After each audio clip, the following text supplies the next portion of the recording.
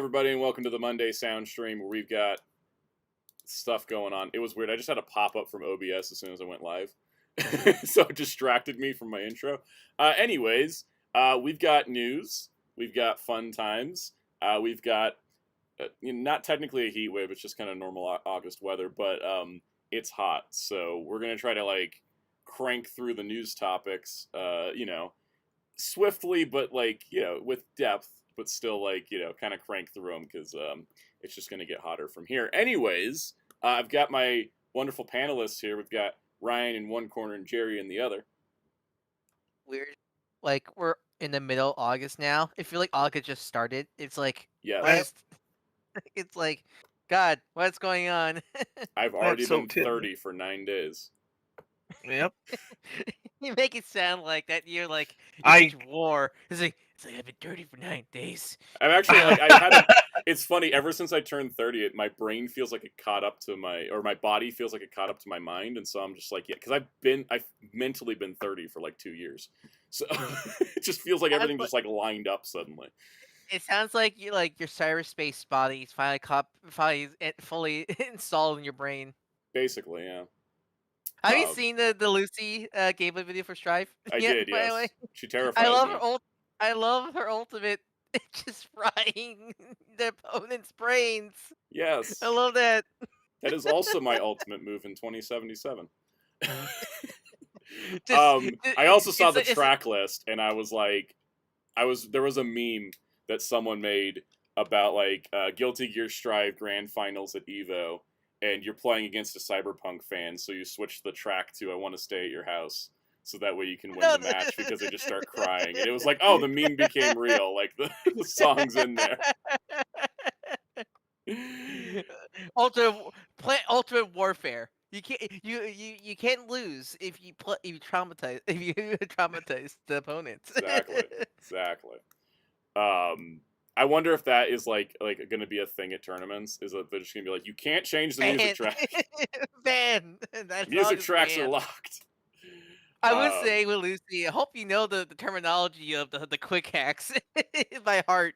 Oh yeah, I noticed that there's not really a layman's terms guide for it at all. It's just, here you go, have fun. So. Anyways, super chat for JB's World, £5. It was my birthday on Thursday, August 14th. I'm 36, bloody hell. Getting old here, being 30 so young. Happy belated birthday. Happy birthday, JB's World. Happy birthday. I turned 36 last month myself. Yeah. It's funny how a lot of our birthdays are kind of all crammed into the end of summer. Yeah, I know, right? Meanwhile, Ryan. La la la.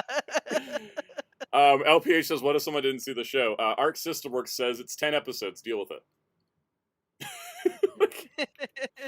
Don't play our arcade story. That might spoil things. Yeah, no, I'm looking forward to Lucy coming out. I got the game back installed on my console, and I'm gonna buy Lucy and I'm gonna play through her story stuff. Every guest character should be like that. It's like, who is this character? You go to who is this character? Go to the bio. It just says watch or read blank material. It just has a QR code that's just here's the Netflix page. Yes.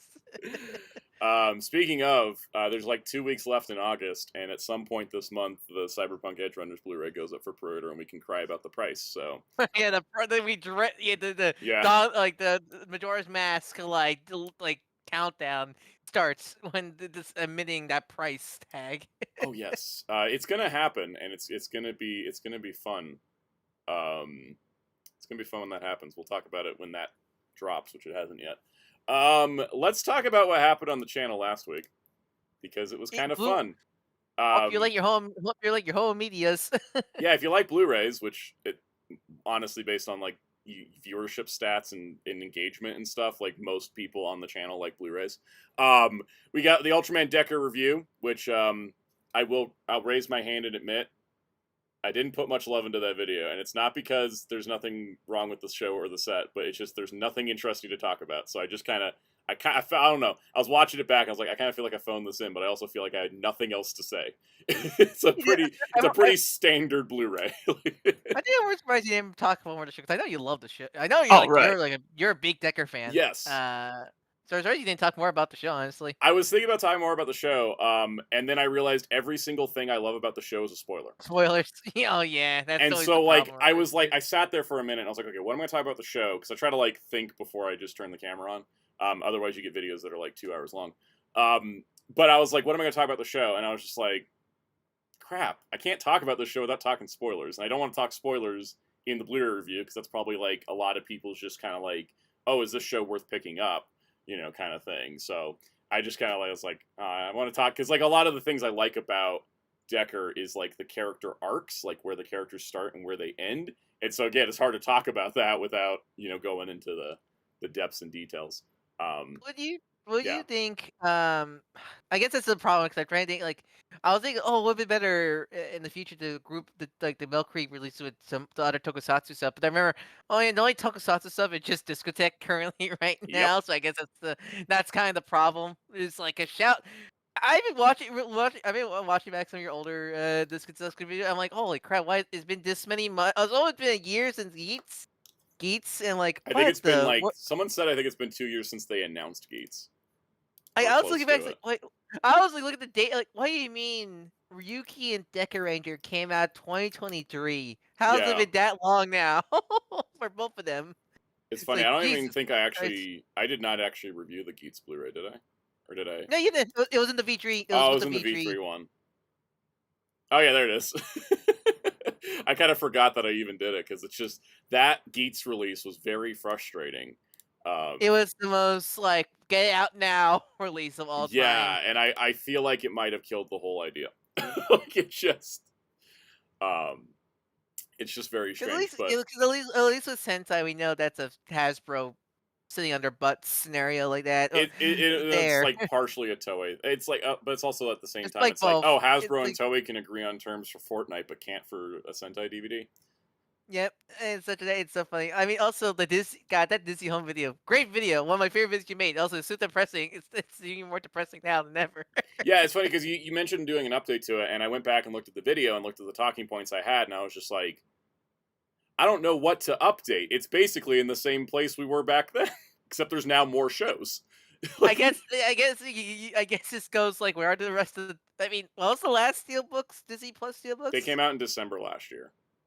Oh, I've given that's up not on much. that because also I was looking at the sales charts a few months ago. They only did the last wave of Disney Plus shows on 4K Steelbook and not Blu-ray Steelbook, and the sales were It was significantly lower. yeah, geez, it's like only stuck at one format's bad or Yeah. something like that. So I also say this to Hollywood Records, Disney's music arm, because I would buy the Fantastic Four soundtrack, but you have to offer it on something besides vinyl. Also, I man, want a Disney, CD. man, Disney Movie Club was so too good. It was one of those like services that was too like one of those like good services that no one knew about. That is gone too soon scenario. It and Right Stuff dying like in the same year was like the worst thing ever. I know, right? Anyways, what's not the worst thing ever though is Arrow Video, which I just made a video just like talking about Arrow Video Looks like because I it knew looks the like it did Turtles well. news was coming.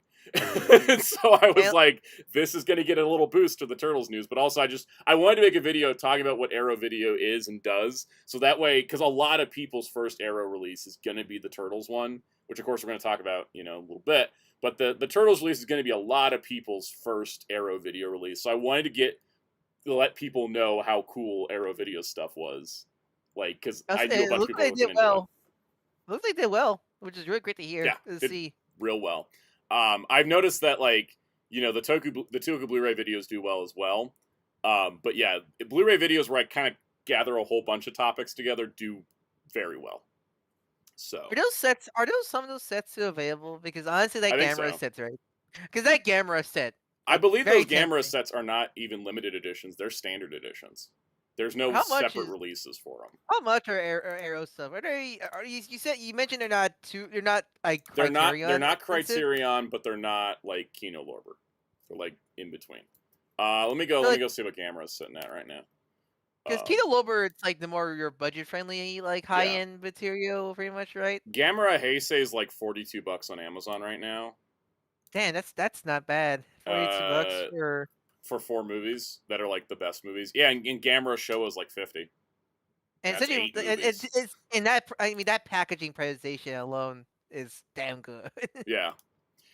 Joshua said about the Arrow video sale at Barnes & Noble. That was part of it, too. But as soon as the Turtles teaser came out, because I had a feeling they were going to announce the Turtles Blu-ray with the theatrical re-release that was this past weekend.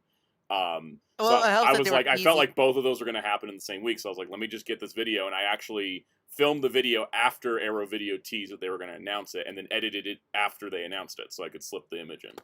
So, all according to plan. It was like one of the more planned out rollouts I've done in a little while. Was the classical gay Kakatori? No, definition. Gay Kakatori means going to plan. Yes, exactly. I think also, let me check. I think I was checking it earlier. I think you can still get the limited edition for like American Werewolf in London. That's still kicking around. BSU. I picked up the Hasty Gamera set after watching your video. Should get here this afternoon. Awesome, that is great to hear, because I not only is like the Heisei, like the set really great, like I think the Heisei Gamera movies are amazing. I need to watch more Gamera. The only Gamera thing I've seen is the Netflix series, and I really like the Netflix series. I really like the Netflix series, but like I need to get more in my watch more Gamera stuff. Yes, if you like the Netflix series, you'll like the movies, because I didn't like the Netflix series, but I like the movies.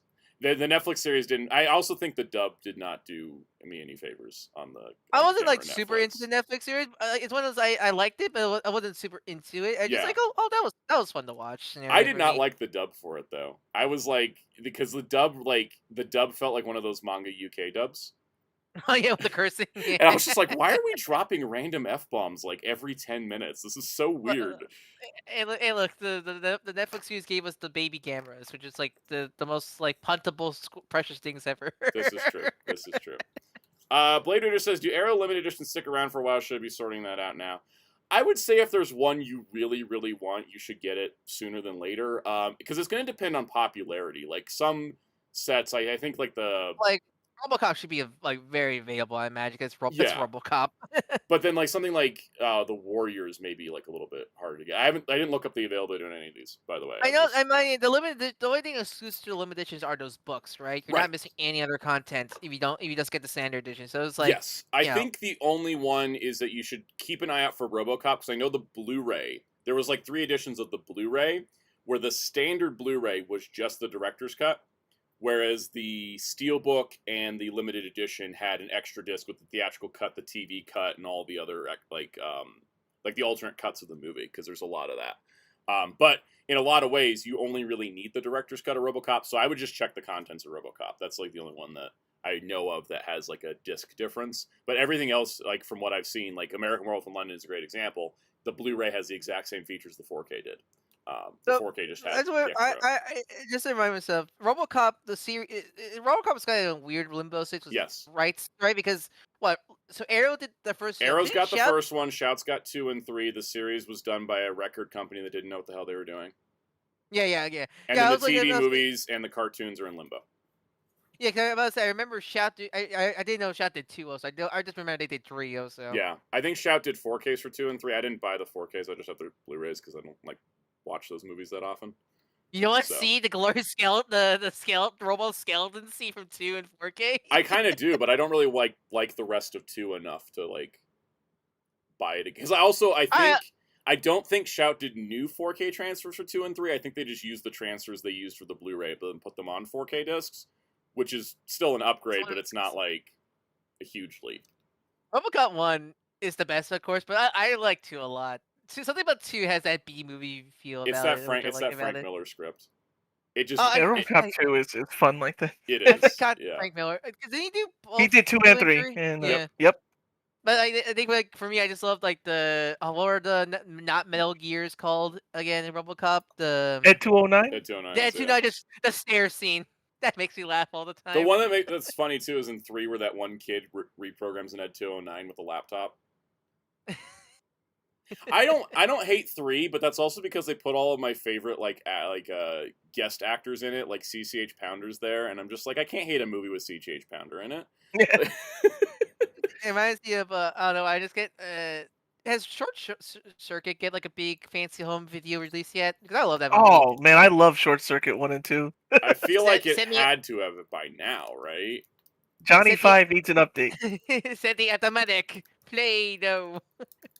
Okay, let's see. Remember, My Johnny God, 5's alive too. I'm Remember just that? Johnny seeing Live is standard alive. Blu-rays. So they're owned by Sony. Oh, that makes sense. That's You ever fine. seen? You know, as a question, because Yeah. you're the big Bill and Ted fan. Have you ever seen the movie Freak? Freaked, the Alex Winter one? Yeah, Freaks. I Alex saw Winter, it. yeah, I saw it. God, when was the last time I saw it? I saw it like semi recently when it was in lost media status, like where it was like not legally available anywhere. Yeah, because no one wanted to touch that film, I understand, Yeah. right? Someone found an original film reel and upscaled it themselves and put it out online. And that was the last time I watched it. It was like really good. There is a new release of it. Yeah, I think it's Vinegar Syndrome, or is it Umbrella? Yeah, what that I of those think two. Vinegar. Well, those are two other big boutique. Yeah. But Freak's an amazing batshit film Oh, of it all totally time. is. Like Alex Winter, I love that movie. It's so stupid. It is. It really. It's one of those movies that works too because it's just like carrying. We also got. I mean, that film has Keanu as a Wolfman. That's true. Yeah, because he did have the. He did have that cameo. Yeah, I'm trying to see Umbrella Entertainment. That's what it is. Like my favorite gag in that movie is when all the freaks are telling their origin stories, how they became the way they are. And my favorite one is the wrench, where whose originally was a hammer before the Yeah. doctor turned into a wrench. Oh, yeah. That's funny. God, that movie. Yeah, that movie's bonkers. Hellfire asked a good question because I actually have a good answer to this. What makes you grab a 4K over Blu-ray and vice versa? So for me, if I don't already own it, I'm just gonna go straight for 4K. Like no question. Like if there's a 4K and I don't own a copy of that movie, I'm just gonna jump straight 4K. I didn't buy Corpse Bride on Blu-ray, and there's a 4K steelbook coming out, so I'm just like, yep, just gonna get the 4K. Not gonna worry about it. If I already own it on Blu-ray, I either have to really love it to upgrade it, or it has to be a significant upgrade. If it's a little minor upgrade, I'm not gonna bother. I imagine if it has like a bunch of like new additions, like bonus features are a big sway. Yeah. Yeah, because for me, it's usually if it's the only way I can get it, like Transformers 1, then I'll get it. But it's also the price. If it's like a good, like almost the same price as a Blu-ray, like I got Sonic 3 in 4K because it was like $25 or something like that. It's like, yeah, I'll take that because like it's cheap in that scenario like that. Yeah, and that's kind of like I think that's for example, what is it? They put out Street Fighter 2, the movie, on 4K. And they showed their comparison between the Blu-ray and 4K, and I was like, I don't know, maybe I'll get it, maybe I won't. I haven't bought the 4K. The one knows if it goes on super sale, will you get it? Yeah, if it goes on super sale, I'd get it. And we're actually going to talk about another example of something I'm not going to buy on 4K in a little bit. Because it's like if I'm not going to watch the movie like super often as well, then upgrading it to 4K is almost kind of like a waste of money because it's like. If I buy the 4K, am I going to watch the movie again? Is it something that's in my common rotation kind of thing? Because, if it's not, like, then it's... And also, like, for example, like, I have a bunch of MCU movies that I have only on Blu-ray, not 4K, and there's, like, no point in getting the 4Ks because they're all mastered out in 2K anyways, so the 4K is not going to be a huge jump, But, like, the Back to the Future 4Ks, like, I bought those because that was, like, a huge upgrade. Wasn't like the Wall-E? Wait, because didn't Criterion do 4K for Wall-E? Yes. Or no? Because that was a new transfer. That was a new transfer for that film, right? Yeah, that was a new transfer, which was great. And that's also it's like a lot of modern movies. I'll just get them on 4K when they come out. But if I didn't get them, like I went back and bought all the DCEU movies on 4K because the only ones I didn't have on 4K I think was Man of Steel and were those Aquaman. The ones? Were those the ones steelbooks? I know you had the whole. I had the steelbooks, but the steelbooks had Blu-rays in them, so I bought the 4K of Man of Steel and the 4K of Aquaman, and then put their 4K discs in the steelbooks. Was the center cut? Because I know you got the European cut. Was that the 4K or was that Blu-ray for that? Was a 4K. Okay. Because and that's another thing is I bought the European version because I think Zack Snyder was like I don't think Warner Brothers is going to release it on disc, and I was like I think if I remember right, I think you weren't sure it was going to. I think it came out eventually, right? It did come out eventually, but at the time the movie the time the European release came out of the 4K, even Zack Snyder wasn't sure if they were going to release it on 4K in the US. So I was like, you know what, I'm just going to import it because I got it off Zavi for like basically what it would cost for the American release. And then they did an American release later, and it's the exact same discs. So I was like, well, okay, I'm not gonna rebuy the movie. And Blu-ray's already region free, Yeah. so like. Yeah, 4K's already region free. It has the same bonus features. I was like, okay, there's no point in rebuying it. And then yeah, so there was that. I think also Batman v Superman I didn't have on 4K, but they did that redo 4K that had the IMAX scenes in it and the new commentary and the recolor grading like that. That's the one I got for that. So yeah. I'm the nutty guy that bought all the DC movies on Steelbook and 4K. And yet you still don't have the Crisis movies. It shows you how much I don't like the Crisis movies, that's for sure. Oh, the other big news on the channel is the Fantastic Four viewing guide has returned. Want to tell your story? Want to tell your full story? I will tell the truncated version of the story just because I don't want to overstep and have like somebody come after me. Knock on your door. Long story short, Constantine Film, who produced the 1994 Fantastic Four video movie. It's still around, surprisingly. I thought they were like defunct. Yeah, they're still around. They essentially go after any video that uses images or clips from that movie, regardless of what it is and regardless of the context.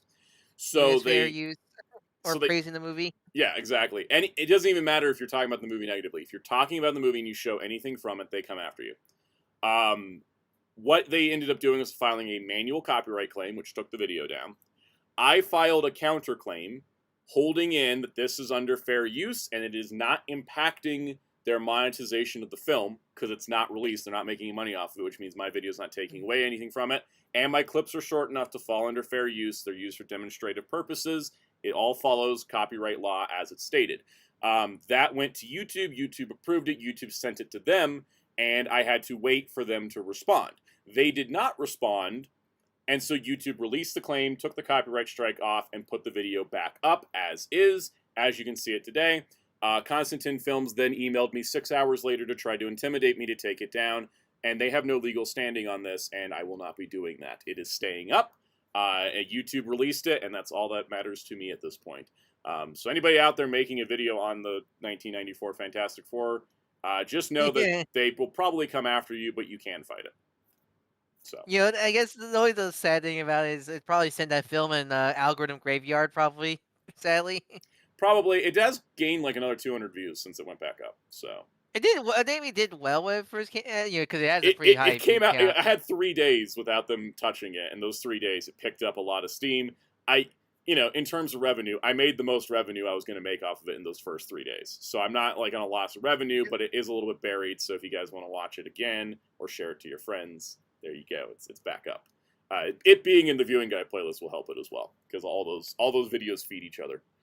Because you hit play on the viewing guide playlist, you get a lot of good stuff. So, yeah. Anything else on that? Because I think that was pretty much shorts. Story. Shorts, yeah. The shorts last week. They really are protected over a movie they had no plans of making money off of because they can't. Exactly. Yeah. Exactly. Marvel vs. Capcom War Machine versus Omega Red, and then sent to the algorithm graveyard the Savage Land pack. those naked ladies. I don't know what sent it to the. I used all the tags as normal. I don't because know. you didn't use the video to cure cancer. I guess not. Hellfire also wanted to mention, yes, they've been striking a lot of videos this year because of the new movie. Even videos that have been up for years. So. Also, I didn't know that the Sire was more new than I thought. Right? I thought it was just a simple release, but yeah.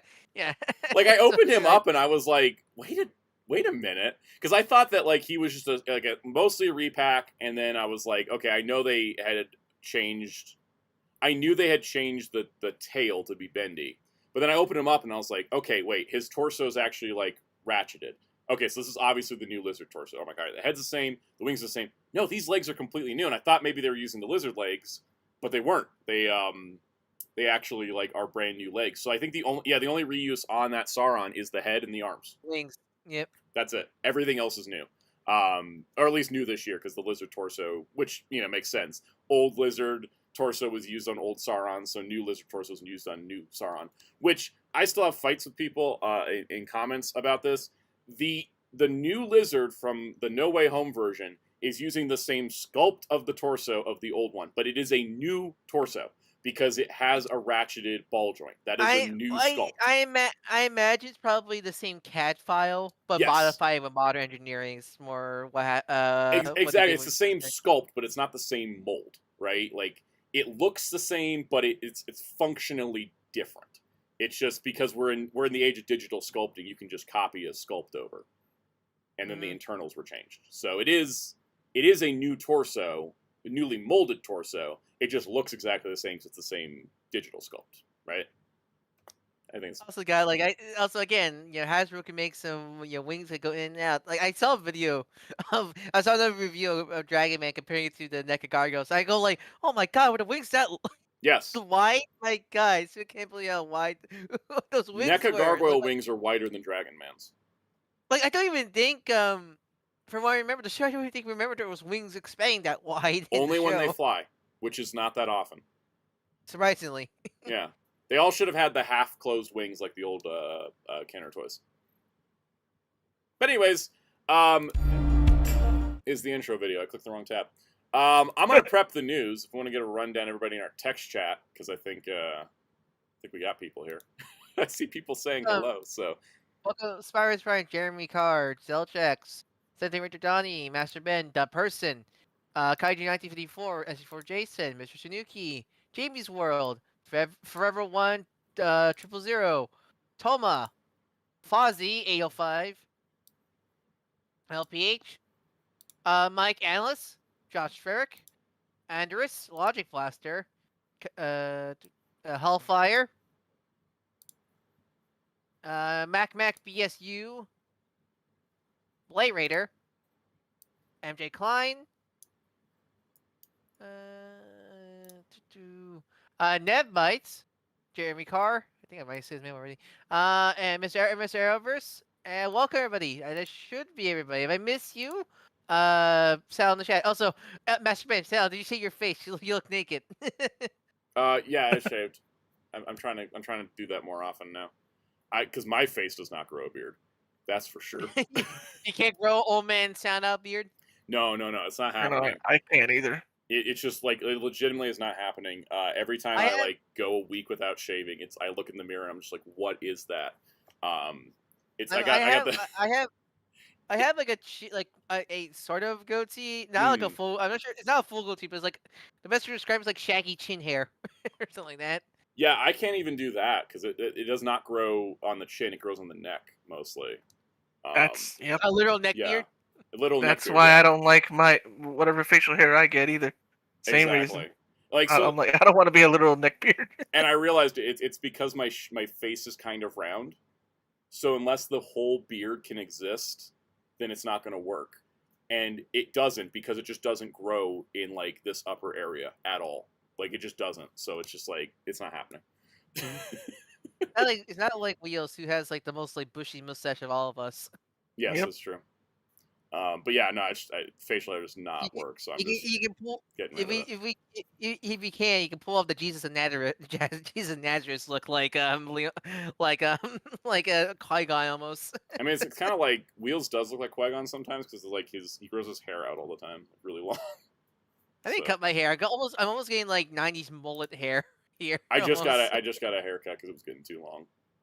I always wait too long. To get my hair cut. So, all right, news time. So, the Snowcat surprisingly funded entirely all the tiers. Last week we were wondering, how far would it get? And I think we predicted it would fund, but it wouldn't get any of the tiers. But for some reason, in the last 8 hours, all 3 tiers got unlocked. This thing jumped from like barely 8,000 to over 16,000 in like 8 hours. So we know that with crowdfunding campaigns, FOMO is real and FOMO always works. Like my God, it was like it's like you want to see turn around me you look at it. Oh, is that like 8,000 or whatever was the like funding goal? Yeah. Turn around, turn back. What do you mean it's funded already? If all the tiers are funded, a scenario like that.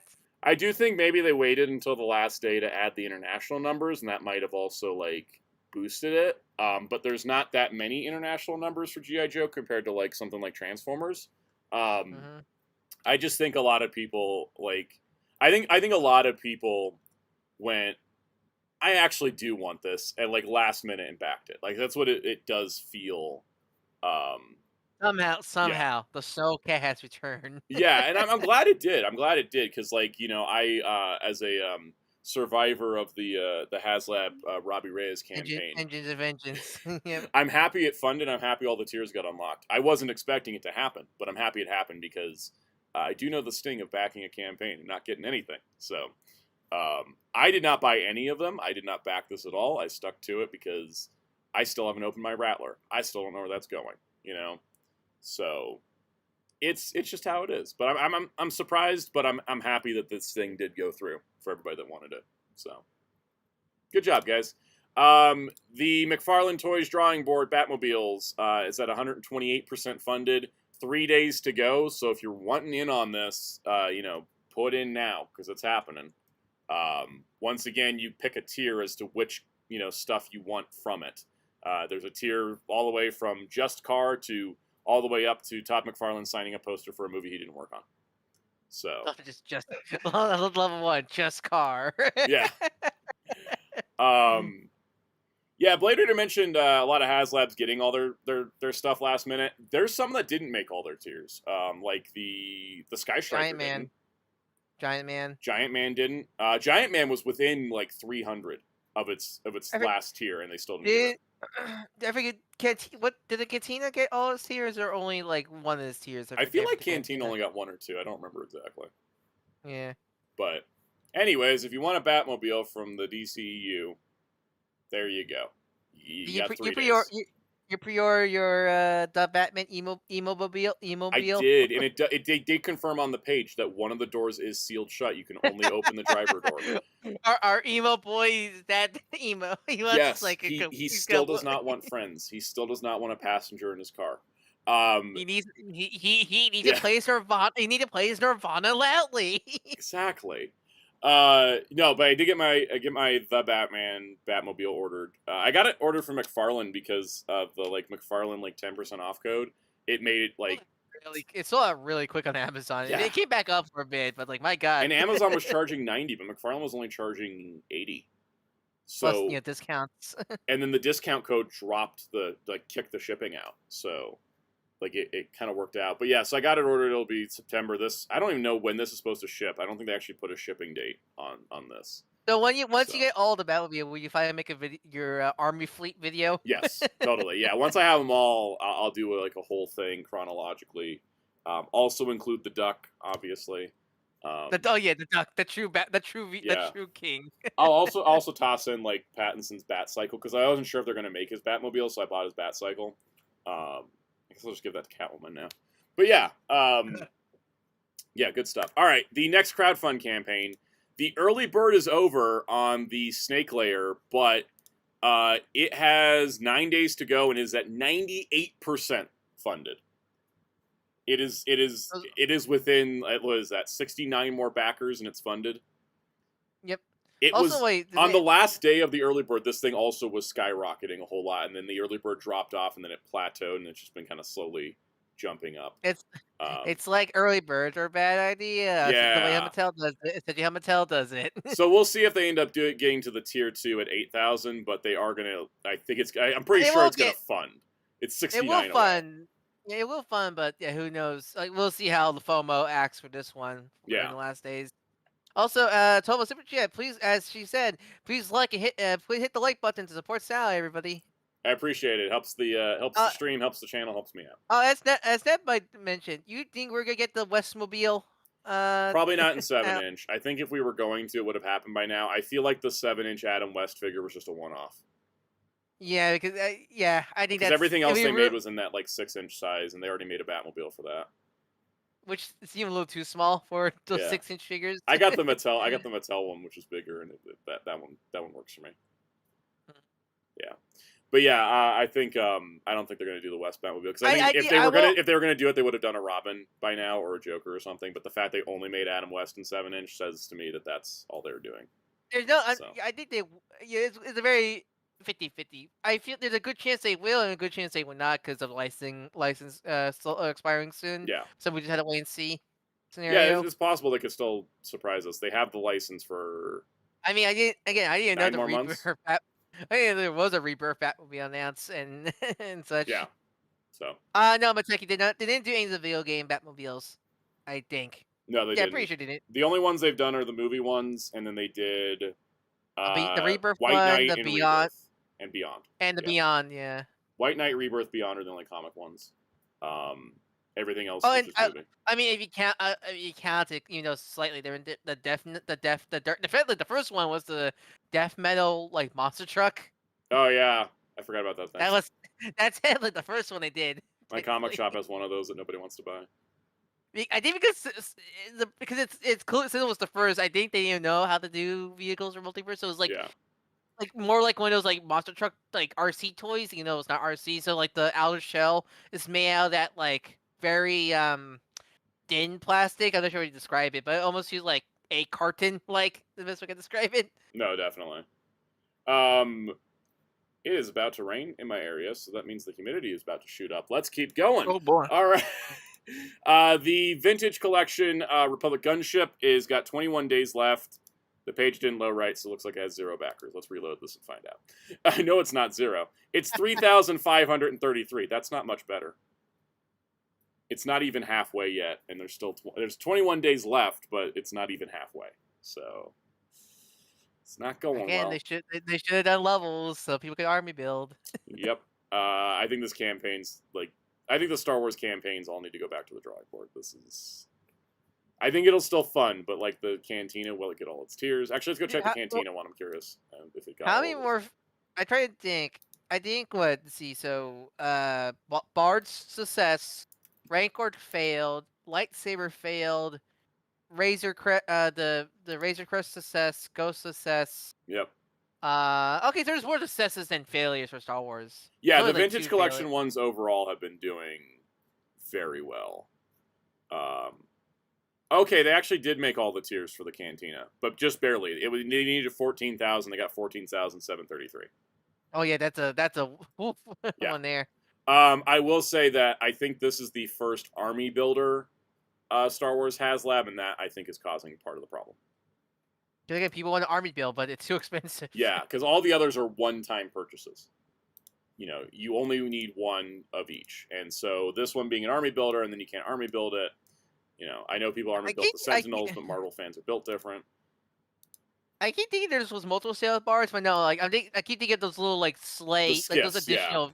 Yeah, I keep thinking of the skiffs. Yeah, and those they sold at like I think Amazon or somewhere. They sold the skiffs separate because they were small enough. All right, let's move into Blu-ray news, and we're doing Blu-ray news. Don't you have a movie? Yes, you want to talk about it's tied in. That's why I restructured the show while I was while I was looking at the notes. I restructured the show a bit. But anyways, did go see the 1990 Ninja Turtle movie re-release yesterday, which has the new 4K transfer. Absolutely gorgeous transfer. Absolutely gorgeous. This is a movie with a lot of very intentional shadow work and a lot of this is a very well-directed movie too, and I didn't quite realize how well-directed it was until I was watching it in theaters. But like, there is some crazy shots. And they showed a little bit of like deleted scene footage at the beginning of the movie that was an excerpt from that Kickstarter Ninja Turtles documentary that happened recently, where it's like a 4-hour documentary, and for some reason the Blu-ray of that's like $125, and that's why I didn't buy it. Golly. But they showed like a clip from that, which was to say that like, you can see more there. But I would say that Arrow Video probably got those same deleted scenes because I know how Arrow Video works. But it's absolutely looks gorgeous on the theater screen. The real cool part about it is that, like I mentioned, the shadows, because I think the Blu-ray was the one that was over tweaked and they brightened things up, and so you could start to see some of the gaps. If a shot of the Donatello laughing, you can see the suit actor underneath. I looked for it this time. I looked to see if you could see the suit actor in Donatello's mouth, and I couldn't because the natural shadow was back. So it looked really, really good. And it's also just watching the movie again affirms to me it's still like the best Ninja Turtles movie. Mutant Mayhem's like a close second, but this is still the best one. This is still one of the best adaptations of a comic comic book ever. Question: how many times in your head, at least, were you quoting the movie? Quite frequently. The funny part too. Jose Kosenko bat. Jose Kosenko bat got a huge laugh from the audience. The Baby Turtles screaming pizza got all the kids in the audience. There was some other gags with like Michelangelo and like when Michelangelo and Donatello are just like fight, kitchen. Pork rind. Yeah, all that played great. The funniest part. Did you kick the damn rabbit? Yeah. All those got laughs. The biggest laugh in the whole movie, the one that got the entire theater laughing, was when Donatello looks at Casey Jones and said, "You're a claustrophobic," and Casey comes back with, "Hey, I never even looked at another guy before." That got the entire audience laughing. That was the biggest response of the entire movie. And it was bonkers. I never thought that would be the line that got an entire audience like. I think that's a joke. I think that's a joke because that's a very like joke.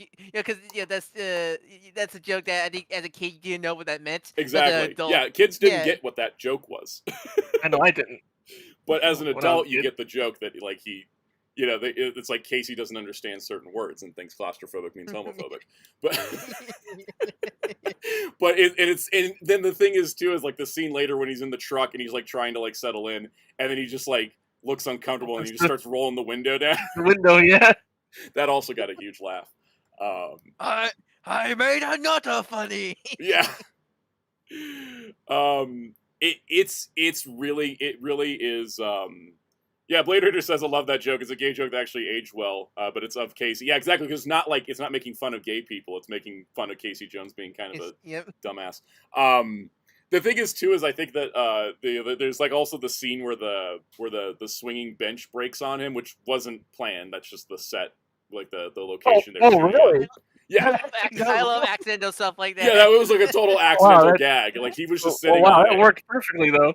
Perfectly timed. Like it breaks, and that wasn't planned. But it's very great. It was very great with the audience because like there were certain moments I knew would get big laughs, and there were certain other moments that got really big laughs I didn't expect. Like when Raphael's like knocked out and he's laying in the bathtub and his arms like hanging over the edge and he looks just kind of like he almost looks like the Peter Griffin death pose. Like the audience started laughing and it was supposed to be an emotional scene, but I did realize how funny that visual was. Your 30 minutes is up. We get it free, right? Yeah, exactly. But yeah, it was great watching the movie again. And then the new transfer is beautiful. And speaking of that new transfer, we also got the news this past week that Arrow Video is finally going to give us a good home video release for these movies. First time. First good home video release for these movies. So is it finally time to do that home video history of the Turtles finally? In December, because that's the supposed release date. So, but yeah, we did get we finally got the announcement. This has been teased, it's been hinted, it's been rumored for years, but it's finally happening. The Ninja Turtles Trilogy Limited Edition, there's going to be a 4K set and a Blu-ray set. Naturally, the 4K set just comes with 4K, Blu-ray set just comes with Blu-ray. We did get bonus features confirmed, so we already have more bonus features than all the previous versions, because there has never been any. The closest to bonus features we got was there was a separate VHS tape of the making of Turtles 2. There was I think some Germany sets had like commentaries and stuff like that. And some deleted scenes, some of which they played before the movie, and I was like, I've seen this before. That was on the German Blu-ray. Because I'm that kind of nerd. The interesting part here is that we did get confirmation that it's going to be a new 4K restoration from the original 35mm negative by Arrow for the movie, which is the one that was in theaters. And again, looks gorgeous. The 2 and 3 are going from 35mm inner positives, which means they don't have the negative, so they're still going to be 4K restorations, but they're not from the like original exact film stock because they don't have that. But that's also being done by Arrow. You're going to get lossless stereo and remixed Dolby Audio for Ninja Turtles 1, original lossless stereo and remixed DTS 5.1 for Ninja Turtles 2 and 3. That's just based on the stuff existing. There's going to be brand new director's commentaries for all 3 films, brand new cast and crew interviews for all 3 films, a perfect bound collector's booklet featuring new writing on the films, and reversible sleeves featuring original and newly commissioned artwork by Flory. and more to be announced. Full list of extras September 26th. So this is going to be a heck of a set because they haven't even announced anything else yet. They're just telling you about what's new, right? The other thing to note is that if you order from the Arrow Video Store directly, there is an alternate cover version with art by Matt Frank, which is all brand new artwork. Now, the question that did come up in our Discord server is what is the inner packaging going to look like, because they're going to be in like individual cases. And based on all the other sets I have, look at the disc art. That's probably what's going to be the inner case art, because the disc art usually matches the new artwork created. And much like if you saw my Arrow video, it'll be original poster on one side, new artwork on the other, so you have options. I did love, Turtles 1 and 2 had Shredder as the looming villain behind them. I love from Turtles 3, it looks like the Time Setcher's the true villain in that movie. Yes. Isn't it? Yes, no, definitely.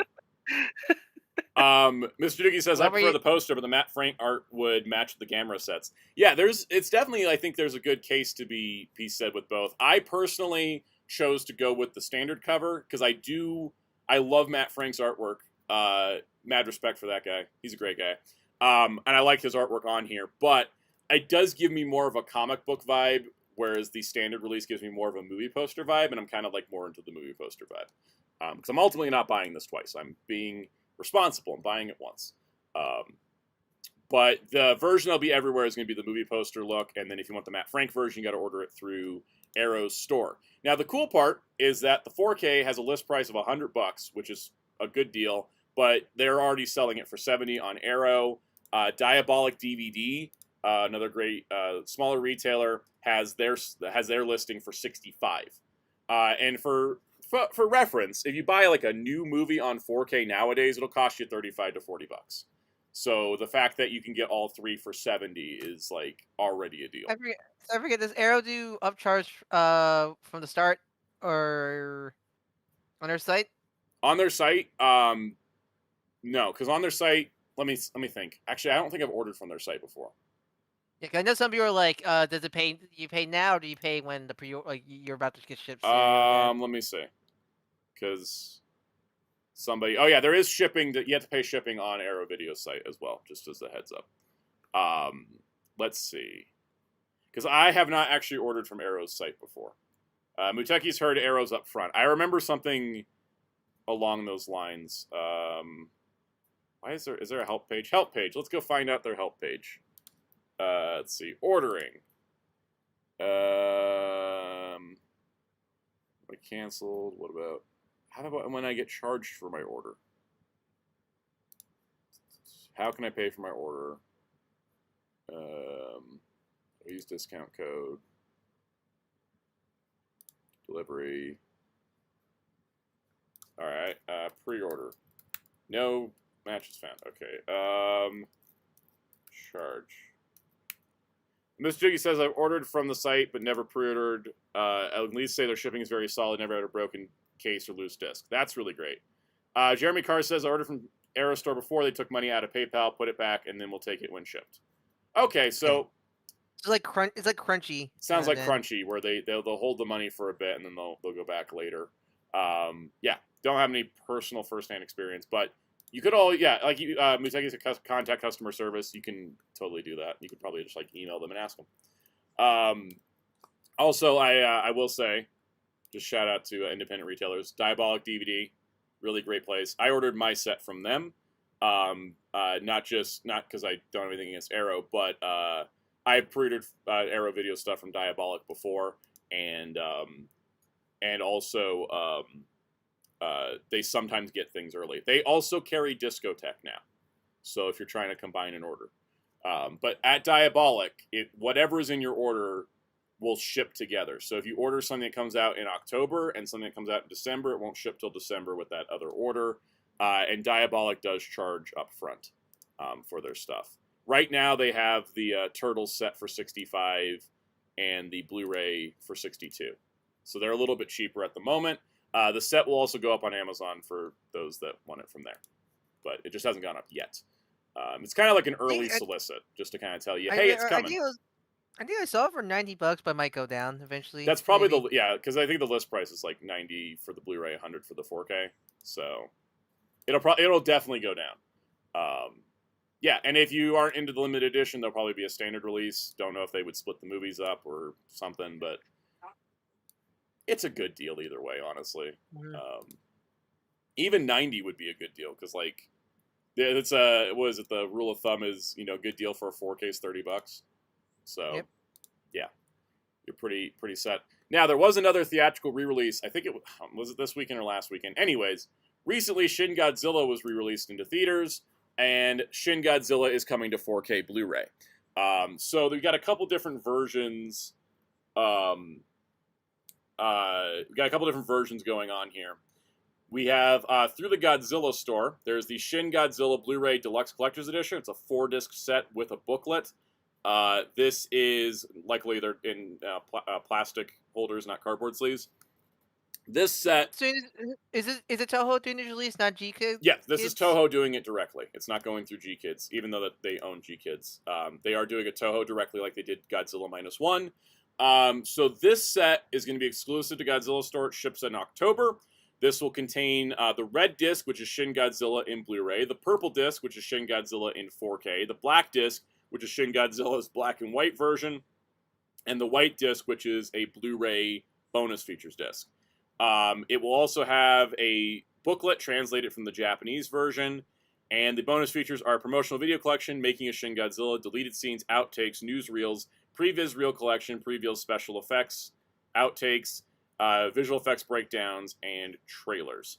So this is going to be like your big fancy edition for those. Blade Runner, the TMNT set is currently set for December 16th. We'll see if that changes. So, but, yeah. The dub's not included by the sounds of it, right? This says language Japanese and English. I heard from people that went to go see it in theaters. I think there was a dub screening, and I don't have 100% on this, but I heard that the dub is different than the Funimation dub. Oh, so it's probably a new dub then. Yeah. And because I won't be surprised Crunchyroll that dub, like we own that dub, so you don't get it scenario like that. I won't be surprised. It's very possible. Also, the on-screen text has been restored, which is missing from the Funimation. Oh, that's good. Okay, that's good. So there's that. Now, if you're wanting a simpler version, there is a steelbook up for pre-order in multiple retailers, which is basically the 4K, the Blu-ray, and the bonus feature disc. You don't get the black and white version. That's only in the new set. But the steelbook does look nice. There also is an Amazon listing for a standard edition, which hasn't gone up for pre-order yet. I'm currently waiting for like a standard edition because I have said before I don't actually like this movie. I think it's good. I just don't like it.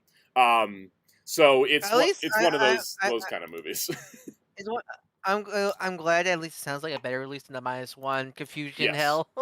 This is a lot more straightforward. It sounds like because all the bonus features are on a separate disc as well, and they've told us up front, it sounds like the only thing that's exclusive to the box set on Godzilla store is the booklet and the black and white version. The standard was going to have all 3 of the other discs, which is great. So I'm glad to see that. Yeah. Yeah. Mr. Dookie, I wouldn't toss your old Blu-ray until you can check the dubs. Yeah, we don't know the contents, I think, of the standard, but the 4K Steelbook has 4K and Blu-ray. The standard 4K, that's right. It's up for pre-order now. The standard 4K is just going to be the 4K and the bonus disc.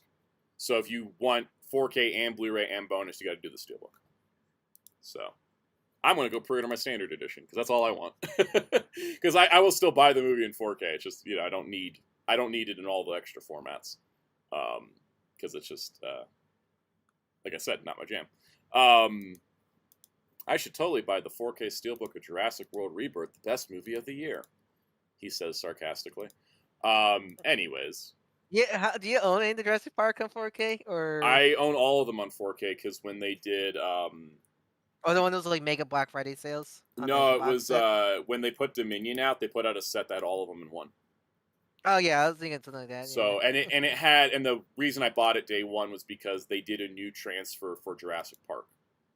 I think maybe for the first 3 Jurassic Parks, but they had new discs for the original movies. So I was like, well, I want the original movies in better format. And then it also had you had the extended cut of Dominion, so it was like a complete set. I'm not going to buy Rebirth because I found it to be, I didn't like it at all. I didn't like Rebirth at all. So I'm probably not going to buy Rebirth at all unless they make another trilogy and then those become good and then I buy a trilogy back. Unless it's like, well, we only get it for like $5 on like a Black Friday sale. So Maybe.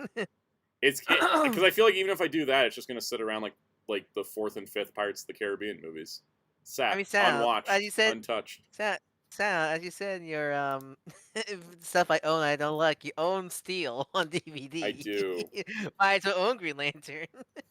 The thing is with DC is that like I own like Steel and Green Lantern, Jonah Hex and stuff, but DC was so good at releasing things that I would get the stuff I didn't like to make a more complete collection overall. But now DC stuff is so inconsistent that like I can't even get the last season of Young Justice. So it kind of breaks me wanting to get everything else. Because I'm not going to have a complete collection. Did they even do a Blu-ray on that Steel movie? No, they never did a Blu-ray of it. They kept it. They never. They kept it straight to DVD. Supergirl got a Bluray. Green Lantern and Jonah Hex have Blu-rays. Well, of course they have. They're newer movies. What was? Yeah. There was another one that got a Supergirl got Blu-ray. Catwoman, I think, didn't. I'm pretty sure, that's a modern. That's a modern-ish movie that should have got a Blu-ray. I feel like Kentucky Wishes still had a Blu-ray. Actually, it would be kind of badass if they did it. It'd be like one of those things when Discotek announced something and you're like, why are you actually making that? But I'm always glad when they do stuff like that. But, you know. Catwoman did get a Blu-ray. So it's just Steel. It's just Steel. I mean, Return of Swamp Thing has a 4K, but that movie's like B-movie amazing. One of the boutique video company. Who did it? Was that? It was MVD Rewind, and then I think Vinegar did the 4K. Yeah, they one of those boutique labels did that movie. Yep. I hope one of those guys get those old B movie Marvel movies like the Captain America 90s. Shout Factory did a bunch of those.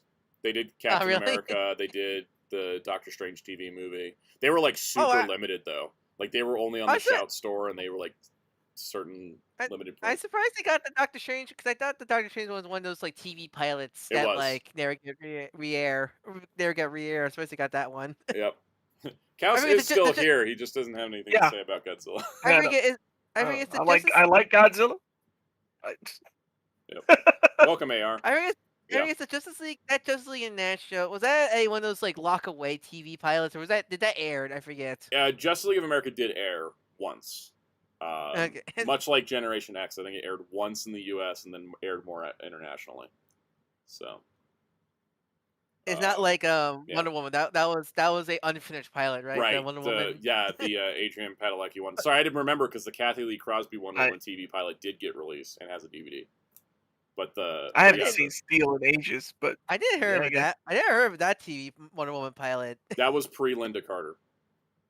Is there a Wonder Woman watch guy whenever we get the DCU Wonder Woman movie? Whenever that, because apparently, they're writing, and Nogueira is writing the script for it, so I'm like, cool, I'll do a Wonder Woman guide for that movie. I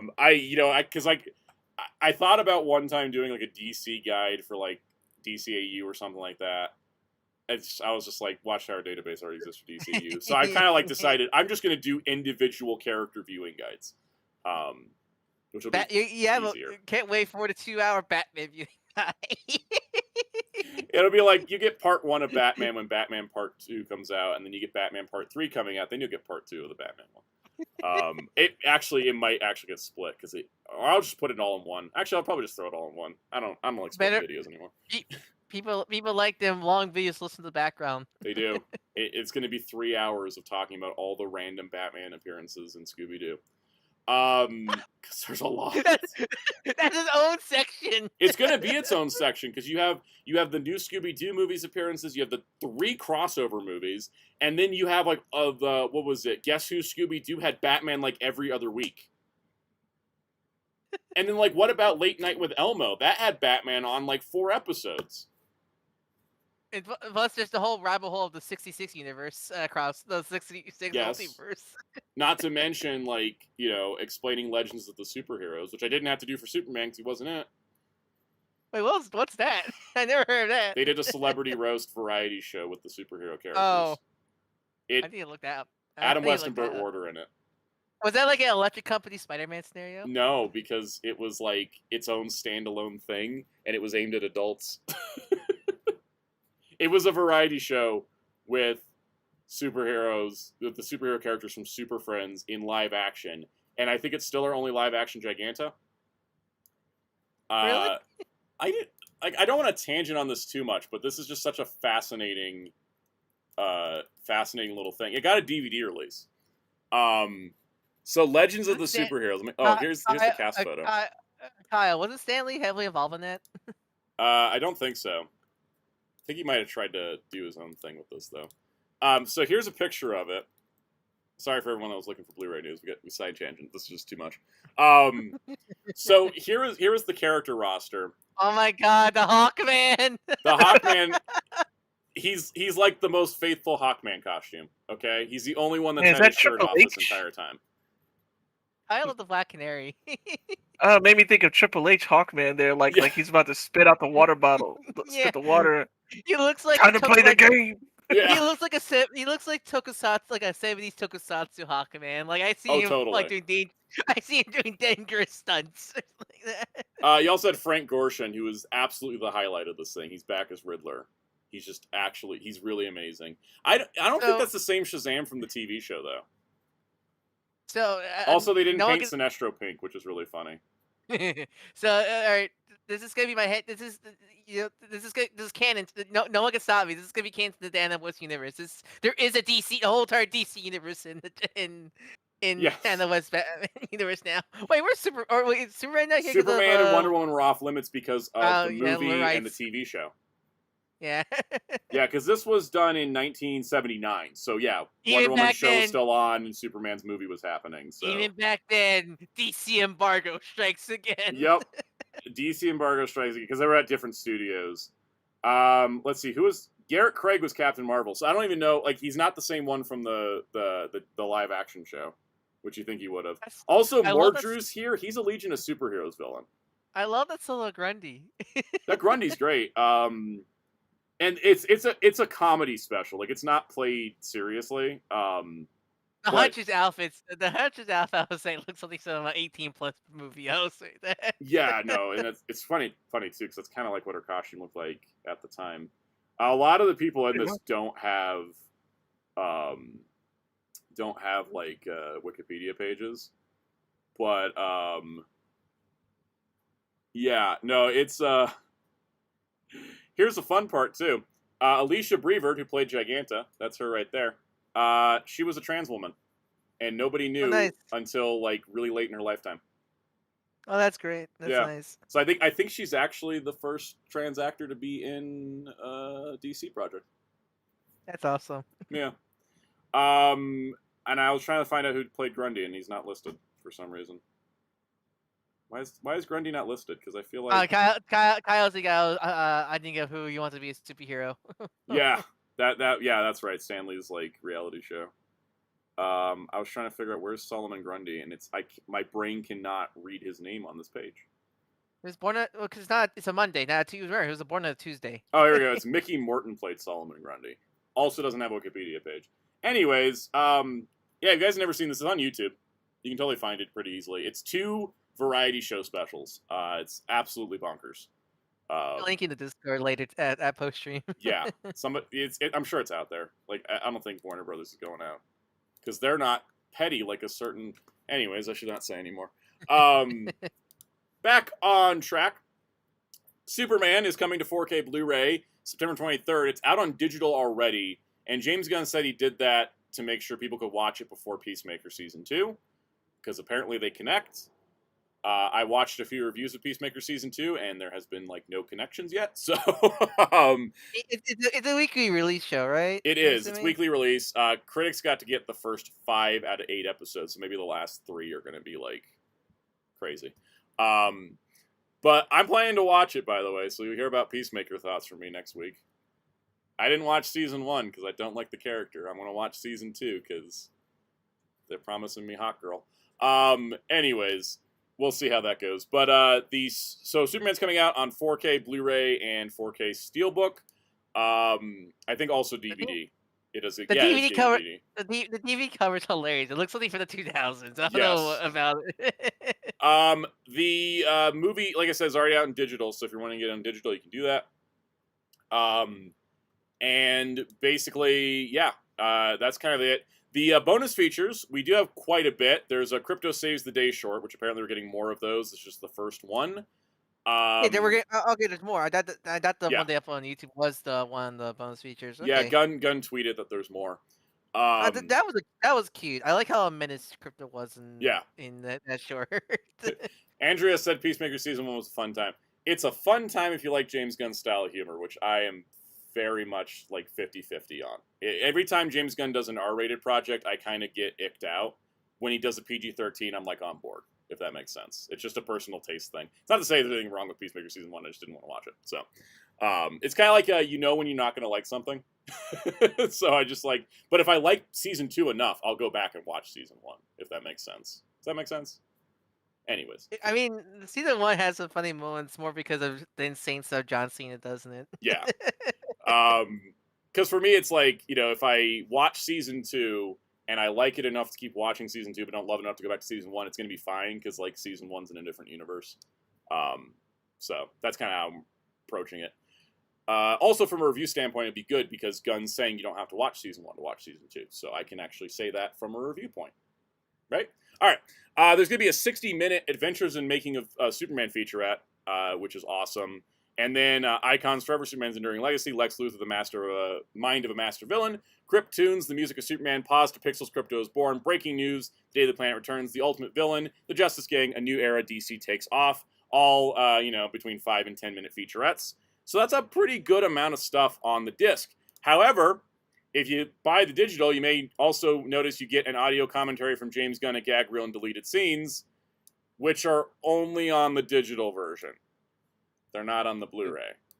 What? Why do you make a content commentary a digital only thing?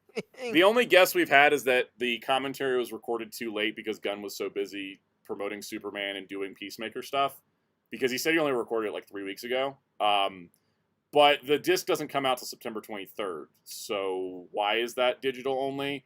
Also, it reminds me of when Fate of the Furious was advertised as a extended edition included, and it was only included with the digital code that came with the Blu-ray and not on the Blu-ray disc. So here's the thing. It says it's digital only. I imagine if you redeem the digital code from the Blu-ray, you're going to get all the bonus features, including the digital only ones. That's how Disney's done it when they've done this crap before. That's how a lot of other studios have done it. You get all the bonus features like when you redeem it on Movies Anywhere. So you are still going to get them. It's just really annoying they're not on the disc. Apparently Shazam, one of Shazam's did also this whole like only one of these are. The commentary was only on the digital, I think, for the second one. It's like what the I don't get it. I don't get it either. The only thought as well is that they did run out of disk space because this is like 2 hours of other stuff being added to it. And sadly, the days of two disc special editions are long gone. Sadly, because Warner Brothers has been doing this thing, which I think is smart, where they put out like the 4K is just the 4K in the digital code, the Blu-ray is just the Blu-ray in the digital code, the DVD is just the DVD, and then the Steelbook is the 4K and the Blu-ray and the digital code. So that's, I think, a smart thing because I think combo packs are kind of ridiculous at this point. Like you know what format you want by now. Combo packs, the whole idea was like, oh, we'll sell them on the Blu-ray because they're buying it for the DVD or whatever. It never worked, And yet Crunchyroll's still doing it. Crunchyroll's still doing it. And all that does at this point is add to the price, right? So I think, Kyle says, commentary track, gag reel, and deleted scenes, unless you're Batman. The Batman did have a second bonus feature disc. Like, the Batman Steelbook came with a 4K of the movie, a Blu-ray of the movie, and then a Blu-ray bonus feture disc that had like 4 hours on it. So I love when they come with that. I love it. I have the Batman Blu-ray. It's a dick. Compared to other stuff that isn't like a complete series set. It's a dick Blu-ray, single movie Blu-ray case of all of them. And it's even the I have this sitting here because I haven't watched through the bonus features yet. The Penguins 4K has like it's the show because the show's 8 episodes, but it's spread across 3 discs because there's like 6 hours of bonus features on this thing. Reminds me a lot of Doctor Who. Season sets, even though it's like 10 episodes, they're like multi 9 episodes. It's like 8 discs. Yeah, because of all the bonus features. Yeah. I love stuff like that. If you're gonna make me pay for extra discs, it better have bonus content on it, not the same exact thing in a lower resolution. Crunchyroll. Actually, that is one benefit of Chainsaw Man being at Viz instead of Crunchyroll's. It's just Blu-ray. I don't have any useless DVD copies. Viz is pretty good. Yeah, Viz is pretty good at doing that. Yeah. So, anyways, it's a good release still, I think, overall. But it's really kind of sucks that the 3 basic bonus features are digital only. But as long as you get them with the digital code, it's not as bad as like you have to go buy the digital to get it, because that would be horrible. And if that happens, I'll complain about it. On this DLC, welcome back, Capcom, the 2010s. Yeah. Oh boy. All right. We talked about when to upgrade to 4K and when not to. The Dracula Complete Legacy Collection is coming out on 4K. This is the same lineup as the Blu-ray, same lineup as the DVD. It's just now in 4K, and this contains Dracula, the Spanish version of Dracula, Dracula's Daughter, Son of Dracula, House of Frankenstein, House of Dracula, and Abbott Costello Meet Frankenstein. So I have. Oh, nice. It's a great set. I have the. I actually own Abbott and Costello Meet Frankenstein. Why is that? Why is that film on the Dracula set? Because Dracula shows up in Abbott and Costello Meets Frankenstein. It is the what is it? Hammer Universal. It is the same actors. Yeah. Okay, so it's the Fred and Barney meets the Ding. Kind of like that, yeah. And same thing with House of Frankenstein and House of Dracula is a 2-part crossover between Dracula, Frankenstein, and Wolfman. So like those 2 movies end up on all the sets. But basically, did I lose Kaus? I hear Kaus's voice, but I don't. Came in so quiet. Oh, he went on mute. Okay, so he was talking in the background. Anyways, so I have the Blu-ray set of this. I have it's a thick box set of all the Universal Monster Legacy collections on Blu-ray, and I got the book editions of the first movies for each series. And the Dracula 4K is amazing. Like, it's incredible. I haven't watched Dracula's Daughter in like 5-6 years at this point. I don't know if I need to re-buy Dracula for a second time on 4K to get the sequel movies on 4K that I already have on Blu-ray that already look good on Blu-ray. You know what I mean? It's like I'm debating it. It may be one of those things where like this thing's like $20 during a Black Friday deal and I just buy it. I'm surprised, Mr. Universal Monster fan. I'm surprised you go like. The only reason I say this as well is because I think that Dracula, Spanish Dracula, and House of Frankenstein are like the good movies, and the others are just kind of okay. I know that's like how you differentiate them. I just like Dracula, Spanish Dracula. Yes, I mean because it was made in Spanish for Mexico, and it was shot on the same sets, and they shot it at night while they shot English Dracula during the daytime. It was the weirdest, like, instead of dubbing it, they shot a completely separate version of Dracula in Spanish with different actors, but in the same costumes and the same sets and the same props. What's dubbing mean back in the day? I mean, it was early sound pictures. I mean, technically everything was dubbed at a certain point before they started doing, like, on-set microphones. But yeah, it wasn't really an option, so like it was harder to do. But they just were like, let's just shoot the movie a second time. That was the easier choice. And what's so interesting is that Spanish Dracula is actually better than English Dracula because the director was like an avant-garde kind of guy. He was doing like some crazy stuff with it that made it like kind of a step above the original even, which was just like mind-blowing. It's just funny. It's like you got American Dracula, Spanish Dracula with piss filters and mustaches and everybody. Luckily, no. If it was made nowadays, yeah, it'd be yellow and everybody would have accents. But this one was just like, no, it's just in Spanish. Have you seen Blackula? I think I did once. I saw it once. I have. My dad was like, "Hey, you want to see a cool movie?" I was like, "I guess." And he put on Blackula. Yeah, one of those really cool like Black films during the era. It's a really good film. It's better than Dracula Dead and Loving It, even though I do love Leslie Nielsen and stuff. Dracula Dead and Loving It is kind of it's not his best stuff. It's not his best. Yeah, no, it's not his worst either. It's not. Yeah, I still like it. But yeah. Leslie Nielsen again is, wait, this isn't my normal castle. This isn't my normal coffin. This isn't my normal garlic. Yeah. Andrew said the only thing in America Dracula has over Spanish Dracula is Bela Lugosi. Yeah, exactly. It's kind of like he is the magic charm there. Anyways, this does have all the bonus features from the DVD set that was ported to the Blu-ray set that's now ported to the 4K set. I like that this is just a straight upgrade. It's just like, yep, it's all of this, but now in 4K. So I do say if you don't have these movies, this is the time to get them because this is a good set.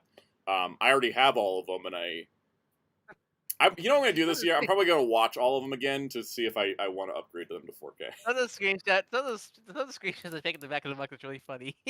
Yes, they... One is like you, like it's just Dracula or someone pointing at someone else, which just looks funny.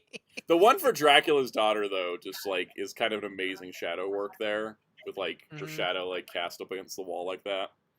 And then I like the middle bottom. I like the bottom. I like the bottom middle ones. Like he's like going like oh booga booga booga. Yeah. Yeah. No, these movies get real goofy later on.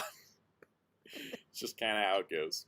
All right, Warner Archive for September. We've got Died 1,000 Times, aka the 2025 Experience.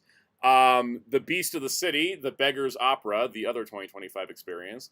Black Samson and Touche Turtle and Dum Dum, the complete series. Oh, really? I love Touche Turtle. My dad knows Touche Turtle. Yeah, my dad too.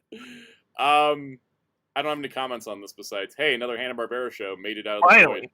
This one never even had a DVD set though. This is actually a first-to-home video. So I like Dum Dum design. Something about it is just cozy. He seems like a friend. Yeah. Yeah. I just noticed that this is also up for pre-order when it wasn't earlier, so I'm going to get that ordered for my dad right now. This is also the stream where Soundout randomly pre-orders things because he did not realize they were up yet. And make sure you don't dock yourself. Yeah, like no, I'm off screen for sure. I'm making sure before I do this that I've switched screens. All right. Then in the world of Criterion, Criterion's November releases include The Breakfast Club, that movie that a lot of people love that I don't. House Party, which is actually... Oh, really? House Party. Fun fact about this, okay? Oh. So, House Party is directed by Reginald Hudlin, right? Yep. Reginald Hudlin directed an Eddie Murphy movie like a couple years ago for Amazon Prime. It was a Christmas movie called Candy Cane Lane. And I was like, Reginald Hudlin directs movies? Because I only know about him writing comic books. Oh, yeah. And my dad was like, yeah, he directed House Party. You should have been there when I had to explain Kid and Play the Wheels. Oh my god, that must have been fun. I can just imagine Wheels just like not getting it like immediately. But yeah, no, Reginald Hudlin, I mostly know him because he did so much work at Milestone and comics later that like I know him as a comic book writer, and then I didn't even realize he was a movie director. Burden of Dreams, Eclipse Series 47, Abbas Kirao Satami early shorts and features, Hell's Angels, L, and Eyes Wide Shut, featuring Eyes Wide Shut. I remember that one.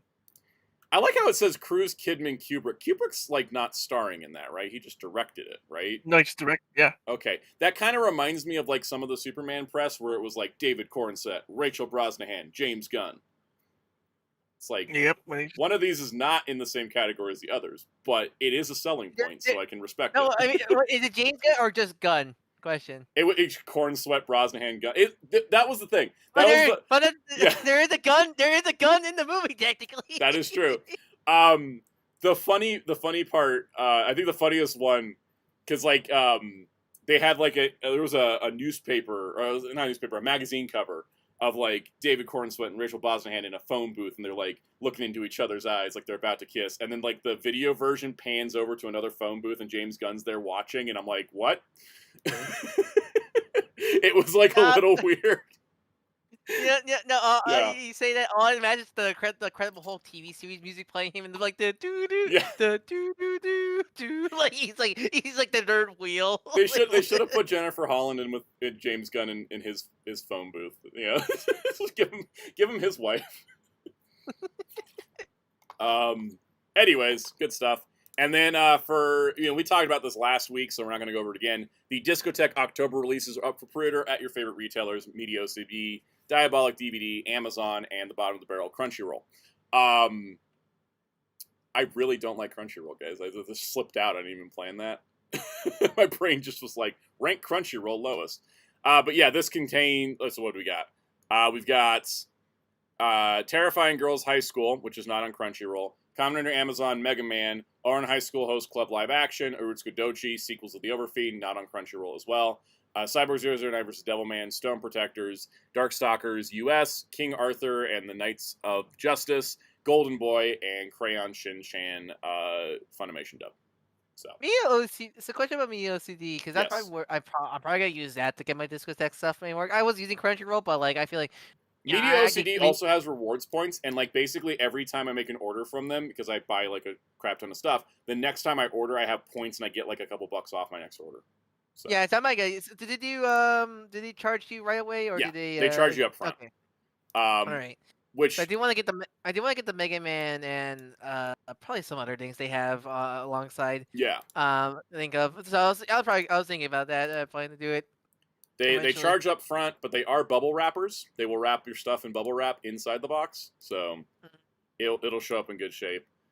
Great shipping, and you know I forgot to pre-order what was it, Kamen Rider X and Soul Brain, and because they went up for pre-order while I was like on vacation, and then people were like, "We're getting shipping notices." I'm like, "Ah, crap!" And so I put my order in, and it still shipped like within a week. So then USPS lost it for like 6 days, but it still shipped pretty quick. So even if you don't get like in on pre-order, they ship. They usually ship a little early too. So you know what I wish more stores do is the whole like pile loot or private warehouse like big bad. Because like that's the thing though. It's like I would like to order more Blu-rays, but like I kind of want to order them in groups instead of just buying one individual Blu-ray all the time. It does work out better for shipping because when you have just like one Blu-ray, it can kind of it takes more damage.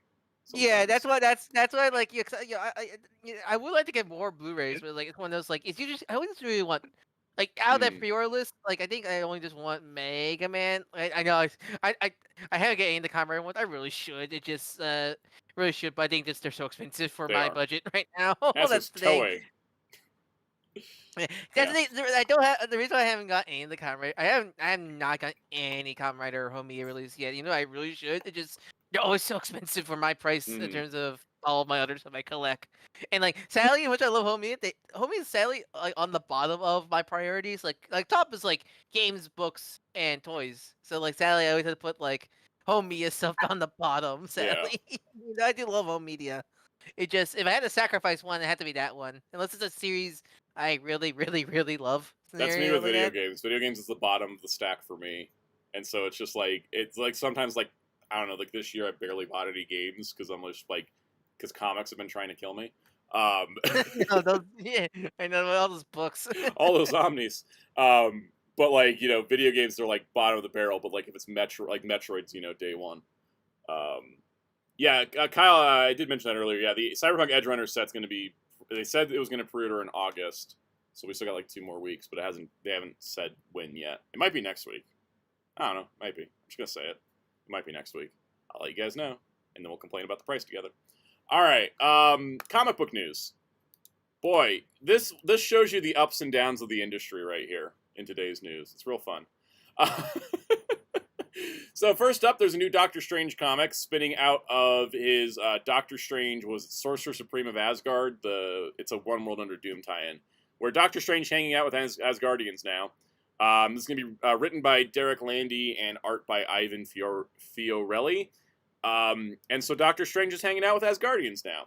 And that means that Angela gets to have her like once every 2 years appearance. So that's fun. Nice to see you, Angela. Derek Landy's a good writer, right? I've seen some of his work, and he does some really good work. He wrote some Werewolf by Night stuff. He did, yes. And she also wrote for let's see, he wrote some really good. He wrote several Strange couple of times also. So I think he's a writer experience writing the character. The writer experience writing the character and stuff like that. So I'm definitely interested in checking this out. It's also nice that Doctor Strange has a new comic again because he had the Jed McKay run that ended. Then he got put into the One World Under Doom tie-in miniseries thing. Now he's getting his own ongoing again. So, well, the Jed McKay run lasted for a bit. Cause I know it's only like 18 issues. That's that's long for Marvel nowadays. Yeah. Mr. Doogie says for all the drama and getting Angela, sure don't do much with her. Exactly. I don't know why she ever left the Guardians. Like Bendis was like, she's off the team. We're going back to a reset of the basic. I'm like, why? They're the only team that was doing anything with her was Guardians, and ever since she's just been kind of floating around. She was in Immortal Door. Yeah, she was in Immortal Door recently. That's because Al Ewing remembers characters exist. Yep. I think they finally reintroduced Sarah in something, and I can't remember what it was. I was reading a comic recently and Sarah popped up, and I can't remember which comic it was. Was it Phoenix? It sounds weird. Probably, enough to since be Phoenix. Well, you think it's the only comic book out right now, so Yeah. probably. Or was it Imperial? One of two cosmics. Of the only two comic books at the moment. Yeah. You only had two options. One of those two. Yep. All right. So here's a horrible idea. I just, I'm baffled sometimes by the things that pass through the Marvel editorial office and get approvals.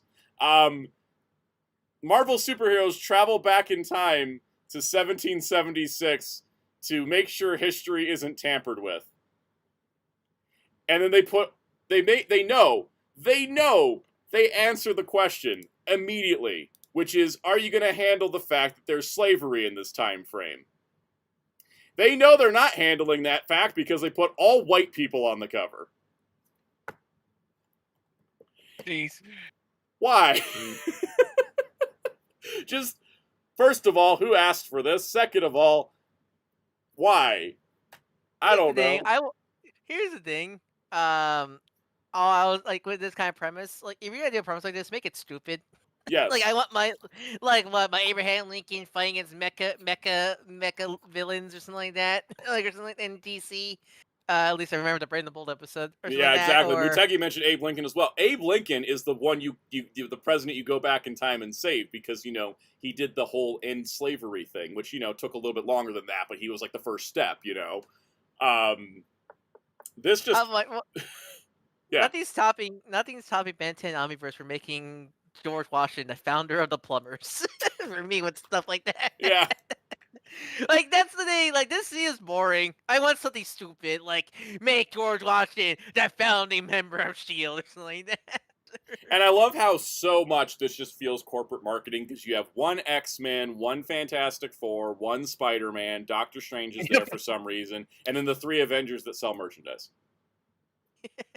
Like, it's again, like, not to go too much soapbox, but like Captain, I feel bad. It's always reading some more Captain America stuff. Steve Rogers, I always feel bad when it comes to, like, he's a character that represents freedom and like equal rights and everything. But like so many writers, because I feel like they're always like, as in the X-Men stuff, it's always like, oh, like Captain America would totally side with the mutants, but like every writer's like, we need to find a way to have Captain America not be in this because it's an X-Men book, not a Captain America story. It's like, no, you can still have him in an X-Men story. Yep. Well, like, that's helping the mutants. So but he's not like with the main X-Men team. He's just helping other people instead.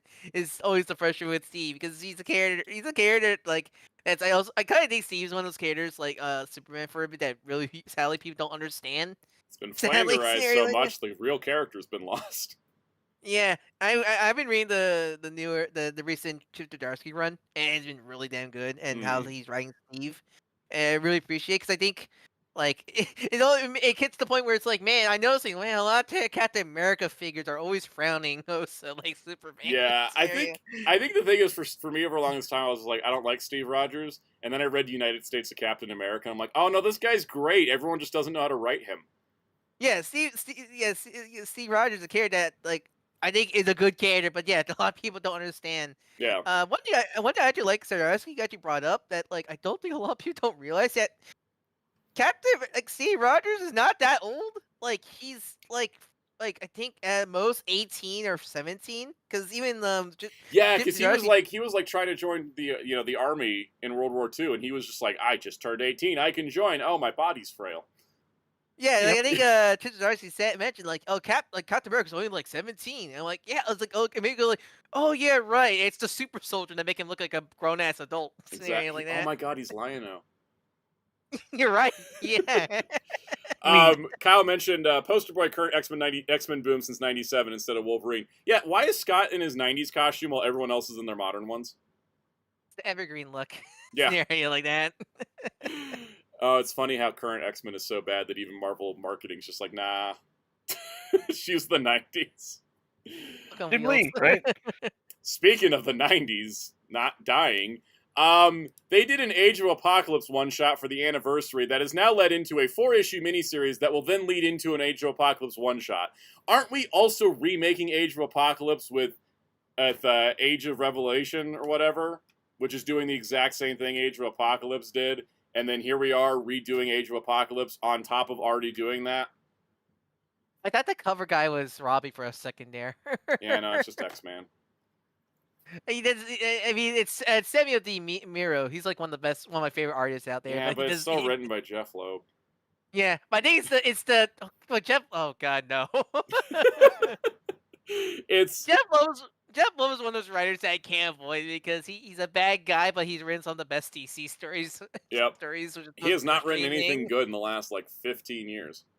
So Bendis, like Bendis. Bendis has written better stuff in the last few years than Loeb has. I can't tell you the last time I read a Jeff Loeb comic chronologically that actually was good.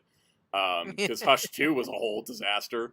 Hush 2 basically ignored everything that happened prior to it that wasn't in the first Hush. Mm-hmm. Yeah. Anyways, what was my note for this one on the doc? Can this age have an apocalypse already? I love Age of Apocalypse, but my God, we gotta let it go.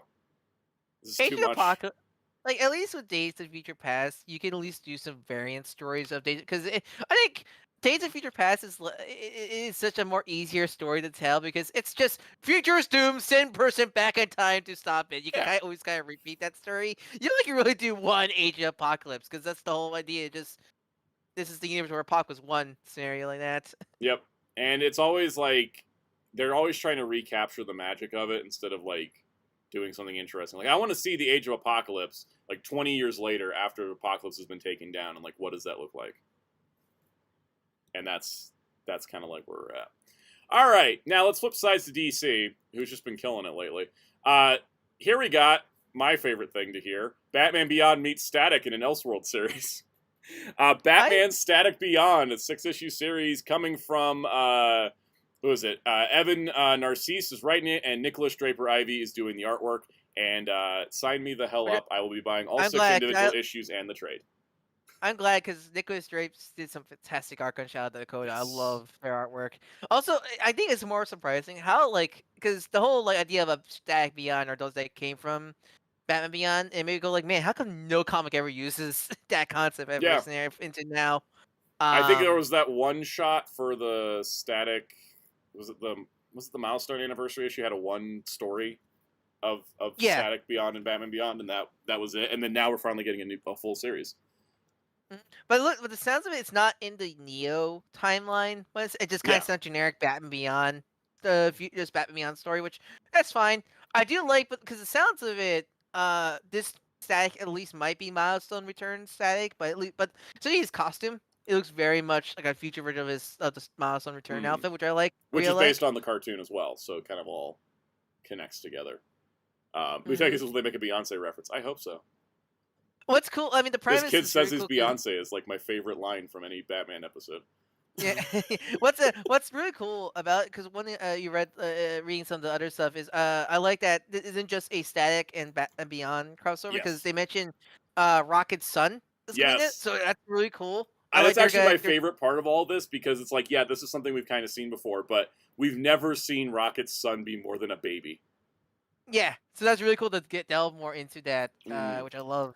And I like the premise of this future guys take out all of the tech, and Terry has to wear a traditional bat suit. But it's I like the you probably don't have the, I don't think you have the image. I forgot to grab the social media post with the art. Nicholas Director Ivy posted on his Twitter of the model sheets, and his design for a traditional suit Batman suit for Terry is really damn cool. One of the best alternate, because I feel like a lot of the alternate Terry outfits out there are pretty awful, honestly. Yeah. And that's one of the few really good ones. Yeah, and this is great. When is this coming out? November. This is coming out in November. I'm hyped. I'm thinking it's gonna be awesome. I'm really glad, because I was the Boston stuff currently is very worried, because it's one of those what was it? We had the Shadow Cabinet miniseries, and that kind of felt like a finale, and then we're getting the last Milestone compendium. And there was the icon, because it was Shadow Cabinet. It was there was Shadow Dakota, then the Icon versus Hardware, and then Silence into wasn't there? Till Shadow Cabinet. Shadow Cabinet was the last thing to come out, and then we're still waiting on the trade for that. And then we've had nothing since, except for the DC Finest of Static, and then the 5th Milestone compendium getting announced. Yeah, so it's like, whew, it's like, thank God. Hey, It's we're always finally getting concerning something new. Yeah. Yeah. Also, I guess Static's hitting Compact as well. Static Season 1. So. And then on the other side of crossovers as well, the Batman Deadpool one shot, which is separate from the Deadpool Batman one. This is coming out in November. This is DC publishing it. This is who was doing this? Who was doing the main story? It's Grant Morrison and Zeb Wells, was it? Zeb Wells is writing the Marvel one. Oh yeah, Dan Mora's doing the artwork. It's Grant Morrison and Dan Mora. Because DC was just like, let's go nuts. So it's gonna be the one shot. There's gonna be a ton of covers, but the important part is we got the backup stories, because there's backup stories in the Deadpool Batman. There's backup stories in Batman Deadpool. So Scott Snyder, James Tynion IV, Joshua Williamson, and Hayden Sherman are all working on Constantine meeting Doctor Strange. Tom Taylor and Bruno Redondo are pulling together Nightwing, Dick Grayson, and Wolverine, Laura Kinney. Mariko Tamaki and Amanda Connor are going to do Harley Quinn versus Hulk. And then the best news out of the entire thing, G. Willow Wilson and Dennis Cohen doing Static and Miss Marvel. That's their original co-creators. That's great. I'm so happy. And then you how awful we've been getting with the recent Kamal I've seen. Yes, is awful, yuck. But like you see your original creator back again, right in the case. Like, oh, thank God. I'm so happy. Like any G. Willow Wilson, Miss Marvel's great, and then Dennis Cohen doing art for Static. Like, oh, that's good stuff. She's right. She's writing the new Black Cat series that's gonna be coming out this week. I'm probably gonna pick it up because I heard real good things about the Jed McKay Black Cat run, and I didn't know it ended. But then, like, I saw, like, oh, G. Will's writing the new Black Cat. I might check out the first issue. That's like, weird with Marvel when it's, like, the books I don't pay attention to. It's like, that ended? That's a new writer? That's a new #1? Yeah. I'm looking forward to the Strange and Constant, because they're going to hate each other so bad. I love that it's all pairings we've never had before as well. That makes me. I like the Laura and Dick team up, because it's because Tom Taylor wrote for the Laura Kinney. Yes. So it's really nice to see him come back to her and with his Nightwing. So that's really also like thematically is great. Yeah, Wolverine and the two like sea heroes. That's great. I don't understand. Better not put his dick in her. He hopefully won't. That was a weird comment to come in on. Nah, it's a correct comment, because you know how Dick be with women. Yeah, but Isn't she underage? No, she's an adult. Okay, I keep thinking Laura's still like. She used 18. To be. She used to be a child prostitute, but anyways. Oh God. Who wrote NYX? Who wrote the original NYX? Because if I find out it's Jeff Loeb, I'm throwing hands. I don't understand the Hulk and Harley. Like, come on, there's better characters for those two to team up with, to crossover with. Yes. Like, there always there's literally better characters. But seeing that they're both psychotic assholes in the comics, no. Guys, don't look up NYX. Because what happened is Marvel Comics at the end of it. Because guys, what will end up happening, right? What will end up happening is Harley's gonna actually have to like go into her actual real psychology thing and probably help. If it's Bruce, help him out with all his schizophrenia. Okay, it was Joe Quesada that did the original NYX. Oh, that sounds already questionable. Yeah, no, that original and that was Laura's introduction to comics after X-Men Evolution, and it's like, oh, she debuted on the kids' cartoon. Let's introduce her in the most adult story we've ever made. Okay. Yeah. Anyway. That sounds like Quesada. Like, a lot of people like him, but a lot of people also forget he did dumb shit. Oh, totally. Anyways, back on track with Laura and Nightwing. Was that what we're talking about? Or Hulk and Harley? Yeah. Is there a cover for Hulk that? and Harley. Yeah, there is. About both of them, technically, but you know. You know, it's not a cover. There's no cover for Static and Miss Marvel, and that just makes me sad. Yeah, I was like, why is it done? Why is it her? I have a weird feeling Dennis Cohen's like, I'm trying to draw her original costume. Stop making me change it. God, her new costume's awful. I hate it. Yeah. Yeah, Ben Otison mentioned they took their melon. They took her melanin away too. Yes, they did. On who? Laura. Oh yeah, Laura. Yeah, Laura did have tan in Evolution. She was very brown in Evolution. Then she got to comics. It's boom, white woman. Anyways, let's go through some of these covers because some of these covers like are vaguely fun. Asian. It depends. It like really depends on who's drawing her. So this is kind of a fun Deadpool and Batman like homage. Isn't Dakin Asian? Dakin's Asian. Yeah, isn't no, he, right? he's half Japanese, half Canadian. Yeah. Yeah. His name's Akihiro. But that sounds like a horrible combination though, because as the Thing once said, I wish there was a cure for Canadians. Yes. I mean, the way he said it was great. He was talking to Wolverine. He's like, I wish there was a cure for people like you. What, you got a problem with mutants? No, Canadians. Canadians. I wish that was a better. That's one thing me and the Thing can agree on. This Emma Frost, Selena Kyle duo is I can't stop looking at it. I don't know why. Something's Are you blurring stiff? my Sound eyes out. with it. You stiff? That's a good. Are you stiff? I'm a Sound professional, out? sir. I'm a professional. That's a good pairing. No, you're I think not. That's one of the better pairings. That's a good pairing. I feel like it is a great pairing. I also like 'Cause Selena's got this like look where she's about to like snatch that necklace off Emma. Oh, definitely. I binge Cat read fight. Catwoman this weekend. I was reading the '90s run, which is just like the most fun comic that like Selena's ever had, and I was just having fun. Like every issue is just, oh, Selena got herself into an impossible situation. How's she gonna get out of this one? it's a blast. It's literally Selena Kyle though. Yep. That's literally Selena Kyle though. Wonder You're not Woman changing and Miss anything. Marvel, but this being Carol Danvers' Miss Marvel. Who did this art? I don't know. I kind of wish it was. Wait, what the? What Richard Carroll's outfit with exposed tummy? I was gonna say even in the '70s she didn't have the exposed tummy. So I was like, why is it not? Because I think Carol, Captain Marvel, and Wundy is a good pairing, but like, why Richard Miss Marvel or Warbird Carol there? There's Batman, Deadpool without the text. Wonder Woman, Captain America, which is one of the stories of the other one. That's the one of 1D pairing. So can they not find another pairing for the other two heroes? I noticed. Like, come on. Yeah, it's kind of weird. Batman Punisher, which is a throwback to one that we actually got in the '90s. Yeah, I was gonna say. I didn't know those were knives on his belt. I don't know where Kaus is, but I'm learning things about Punisher. Oh, the teeth thing? Yeah, the teeth. Yeah, the teeth on his belt are knives. I did not know this. I'll ask Kaus about this randomly when he gets back. This is a funny one. It's a Jim Lee Batman and Wolverine, which I swear was part of like his Amalgam Comics omnibus cover. Also I feel like these are real poses. I feel like I see these two poses before with these two. Batman Deadpool by Dan Mora, looking spiffy. Lobo Deadpool, which is like a really good pairing. Is that Rob Liefeld or no? This is Sean Gordon Murphy, the White Knight guy. Okay, because the way the Deadpool's head looks, because the way I think he probably modeled it after Liefeld's Deadpool. Yeah, because Liefeld drew Deadpool a lot like that. But Sean Gordon Murphy, his artwork's amazing. I'm gonna. If his head looks like a giant, like big toe. Yeah, it's Rob Feld inspired. It looks like a giant big toe. I'm probably gonna end up getting the Absolute Edition of Batman White Knight just because of the artwork. Just kind of the reason you get an Absolute Edition. I love this one of Damian Wayne and Gambit because there's two things going on. First, it's like day one Damian where he just like stole Tim's costume and was like, I'm still gonna kill people. And then Gambit's like, giant playing card. I'm just gonna destroy this kid.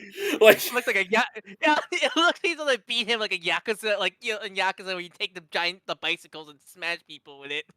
I love this because like Andy Kubert drew the original Batman and Son arc, which is why it's the original Damian art.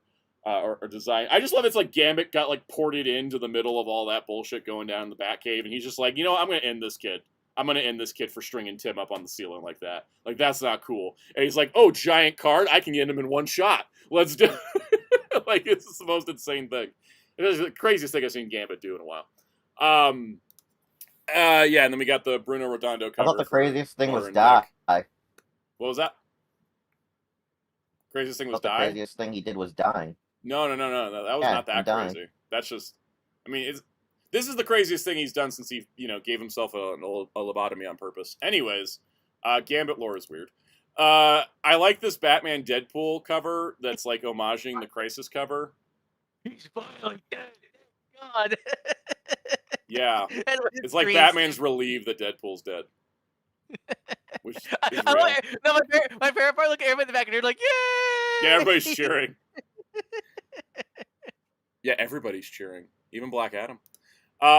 Constantine, Doctor Strange goes hard. That looks great. That's a really good one. We got classic portal stash Strange also in this game. Yeah. Wonder Woman Storm, which is great. because that was a fight in the old DC versus Marvel. Oh, my browser froze. You guys haven't seen the last several of these. I'm looking at them on my. I'm at the stream. I gotta like backtrack now. It froze on Gambit Damien. It froze on attempted child murder. Don't worry about it. None of your business. All right, so we got Batman, Deadpool, you got Doctor Strange, Constantine, you got Storm and Wonder Woman. Knowing that Storm's in her like giant size X-Men, but here Wendy's in her like rebirth outfit. Yeah. Like how Storm has modern costumes. Use them. I know. So many people don't realize she does. And then we got this Hulk and Harley one, which I think is going to set the tone. It's going to be a comedy bit. And then this Deadpool and Batman by Frank Quitely, which actually looks really cool. This has to be a parody of a cover because I feel like why in the I feel like this has to be a parody of something. And then you can get a blue one to just have someone draw for you. And then we got Big Barda in bikini and Savage Land Rogue. Is that outfit from somewhere, or because I recognize it from the DCU, but yeah, is that outfit from somewhere? Anytime Barda's not fighting, she just she goes into bikini mode. Okay, because I know he just wears the red. If it's either the red work bra or the fur one. Which one is it? Is it the fur one or is it the full on just athletic sports? It's the athletic one. It's the one she just casually wears because if she's not wearing, because she wears that in the DCAU and she wears that in Brave and the Bold. Jack Kirby was drawing her in that issue 3 because he was he was into tall women. His wife was really tall. He drew Barda to be his wife, basically. And then his excuse was she wears it because she's a carny. Yes. Okay, because every time I see it, I go like, I always question like, why in the DCU it's like she's not wearing her classic armor, and every time I see it's like, what's up with the weird bikini outfit? That's her other outfit. She's just like, hey, look at me. Yeah, and so the thing is, anytime she goes to fight, though, she twists the mega rod and the armor appears. So. Oh, she has an entry device. I see. Yeah, she's a magical girl. Like a Come on, Ryan.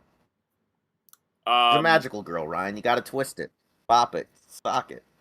Yeah, and then she bashes you with it, and yeah, it's the beta cap. It's the beta cap, so it turned into a weapon. Exactly. All right, that was it for comic news. He's catching on. He's figuring it out. We got entertainment news is a couple funny stories. We're gonna start with the quick and simple one first, just to kind of not get it out of the way. This one's straightforward. All right, so Guillermo del. Oh, let me change my title card before I forget.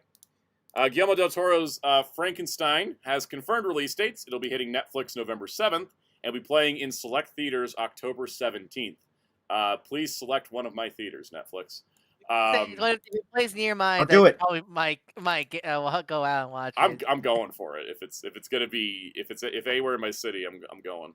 We got like 10 theaters here. Like one of them's got to get it. Very excited for this, but nice to see that we are getting a theater release, which means it is now Oscar contender possible. So that's also good. But yeah, that's pretty much that. It's fun. I was like, I'm going to the movies every single week, but eventually I'll take a break. But I'm not. I'm going back to the movies next week because I found out they're doing a 40th anniversary re-release of Clue. Oh, really? Yeah, and it's like next weekend. And so, like, next Sunday, and it's fun because basically they're going back to the original format where like it's playing for 3 nights and each night has a different ending. Yeah, which ending you think you're gonna get? I'm not sure because I have a feeling they'll randomize it because I'm going the first night, so it should be ending A, but I feel like they might just like throw ending C, or like somebody's gonna freak out because they throw the ending that's lost media. That'd be funny. I heard Kaus. Kaus, did you know? I'm pretty sure you knew. Is it the one where Tim Curry turns into Ultraman? Sure. You know those things on Punisher's like 90s costume, like the big jagged teeth at the belt? Yeah. I didn't know those were knives. Oh.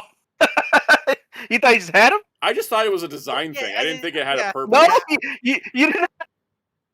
It's like I think it just looks cool. Yeah, they're weapons. Yeah, I'm surprised the video game took advantage of that, like as like a blade attack for him or something like that. That's funny.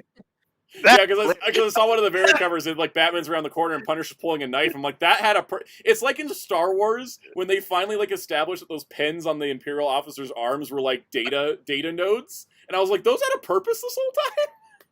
Punisher had multiple baby knives on him. Yeah, did not realize that. If he has something, it's always for some way to kill somebody. That's you'll learn in quick. Yep. That's Punisher's MO. He probably has a grenade in his boot, probably. Yeah. All right, I just realized actually I'm going to the theaters twice this weekend because Or another knife. K-pop Demon Hunters has a 2-night sing-along screening. Or yeah, sing along, yeah. Yeah, that's also this weekend. I didn't know that was a thing. Yeah, I think they were like, "Oh crap, we can't qualify it for Oscars because we didn't put it in theaters. Quick, put it in theaters." That's the rule. Always, it has to be in theaters. It has to be in theaters. Doesn't matter how long. It has to be in theaters. Then it can qualify for Oscars.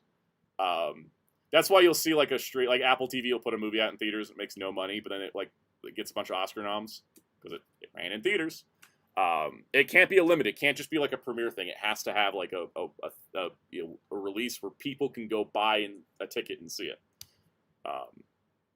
But yeah, my friend bought the K-pop Demon Hunters tickets because he loves that movie even more than I did. He's a big K-pop fan, so he was like, "We're going." Is that the same? Is that the same friend that likes the Demon Slayer? Yes. They bought because I know those tickets went up. Yeah, he bought he was the first person to buy tickets for our IMAX for Demon Slayer. Nice. So he bought it at 7 in the morning. Oh my god. It was great. Yeah. So I locked in Demon Slayer tickets. He has no I need to get taste of Downton anime. Abbey tickets when those go on sale. September's gonna be fun. Also, what were you saying, Wheels? Because I was ignoring you. Sorry. Taste an anime then if you waited till 7 in the morning for Demon Slammers. Well, anyways, the thing is too is he has good taste in anime because he also likes Demon Slayer. It's not like he bought tickets for both demon films. So he did, yes. He bought both for both. Yeah. But yeah, no, he got us our IMAX tickets because I was like, I'm not getting up at 7 in the morning to buy Demon Slayer tickets, and he's like, well, I'll be up, so he got them. I was really happy about that because I'm like, cool. So I'm excited to see that in IMAX. I've got 17 episodes left. All right, and I got a month, just under a month. Is that the first anime, at least in international, it's gotta be on IMAX? No, I saw Dragon Ball Superhero on IMAX. Okay. Yeah. I keep thinking just because I think Demon Slayer was the first one I seen that advertises itself in IMAX. Yeah, because Superhero was in IMAX, I think, only for the first week, but I think Demon Slayer has IMAX locked for 2 weeks. Yeah, I think that's what it was. Yeah, it's also they have it in 40X as well, and we said no, thank you, because somebody in Indonesia, 2 people in Indonesia went to the hospital after the 40X for Demon Slayer. We get that like 40X is the moving chairs, right? And that's the Infinity Castle. Moving chairs, fire effects, flashbang effects, water, and it's the Infinity Castle for a 2.5-hour battle shonen anime movie. That's just signing yourself up to die. Who needs a roller coaster? I'm sorry. I'm sorry, or you but can just watch Demon Slayer in 40X. Guys, yeah, there is no need for 4D for movies. It's supposed to be a theme park attraction. Exactly, because I saw Ballerina, and after 20 minutes, I was tired, and I was like, "This is why every theme park movie is 20 minutes." Guys, imagine going to a 4D experience of just like Transformers: Dark of the Moon. I know, right? That'd be awful. Awful. That'd be crazy. I don't know why. But you get a bonus barf bag. Yeah. I was gonna say, Kaiju 54 mentioned Boy and Heron as IMAX. I always just put Ghibli in its own category. When you keep saying, guys, I was thinking of Trunks, guys. Yeah. From Xenoverse, that random flub that stayed in there. You know what movie I want to see in 40X? Some kind of surrealist drama that has no action, because I'm really curious how they would make the theater work. Oh, you want me to write one? Yes, and I want you to get a 40X deal because I want to have someone having an intense argument in the theater seats, just lean you forward so you're listening in on it. I don't know, man. Some of those type of movies have some weird really good fight scenes sometimes. It's not I want one with no action scenes. I want no action scenes. I want it just to be dialogue, and I want to see how they make the theater work. Is it just all going to be wind and water? Is someone yelling at the screen and they start throwing their spit at you? What's that movie? Oh, I got one. Soundout. Yeah. Castaway in 4D. That would be intense. That would. What's that movie where it's all about this old man visiting his friend, but his only vehicle is just a lawnmower or something like that? That you guys one. Know what movie? I've heard of that. You guys know what movie? Yeah. Or there's that depressing Tom Hanks movie where it's all taking place in one room, and it's an entire lifetime going through, and you're focused on the one room the whole time. Yeah, like the 40X of that. Yeah. Because like when Ballerina had conversation scenes, they would just occasionally tip the chair just to make sure you like knew it was still there. I just want to see a whole dialogue-heavy movie. Now you mentioned that. Now imagine that you're watching the original Mighty Morphin movie, and every time they bob their heads to talk, your chair bobs up and down alongside They probably would. Pretty funny with the suit actor. Yes. With the suit actors. Ivan Ooze gets kicked in the nuts. You also get kicked in the nuts. Like, yeah, just a immersive experience. You know that scene in Shin Ultraman where he does that spinning move attack? You know Your chair just also cartwheels. Yep. Hey, guys, I also gotta say, it's like, I hate the fact 4D is ableist. Oh, totally. Oh, there's zero way to have, like, a handicap accessibility in that. Yeah. It's funny, because they have handicap seats in the 40X at my theater, but they have no motion. They're just spots for wheelchairs to park. I'm like, why would you go see it there then? Yeah, so the only part... The sound. You only get, like, the only thing you get is, like, what, the mist. Yeah. The sound, the wind, the mist, and then, like, the flashbangs. Because, like, every time there was a gunshot, they'd show, like, a light. So... Yeah, no, it totally is ableist. I mean, even as somebody who's able-bodied, I'm too tall for the seats. I had, like, a backache for, like, 2 days after that. They get one of those, you must be maybe this you should tall. cut your legs off and give them to me. Maybe I should. They need to have those, you have to be this tall to enter the 40X. If you're above this height and under this height, it's perfect for you. All right, let's talk about the Toei Super Sentai 50th Anniversary exhibit, because there was some funny little things that happened. So at the Toei exhibit, they have all these props and costumes from Sentai's history. They had this display of the vehicles from Car Ranger, except, hey, wait a minute, those are the ones from Turbo, a Power Rangers movie. They had no extra that's funny. They had those extra greeblings on them. Yes, they're actually the greebly ones, not the normal ones. They were on display at the museum, which is kind of funny because, yeah, you know, that's a Power Rangers Turbo prop that ended up back at Toei and not in a heritage auction. And so it's in the museum. Does that mean Toei had some involvement if they went back to Toei then? I think they did. Toei's credited in that movie's production. So I gotta imagine they must have kept something. You know, if Zap didn't die, I guess if Hasbro Powers hadn't died, I would love to see a Zap. Yeah, the Zap would have been...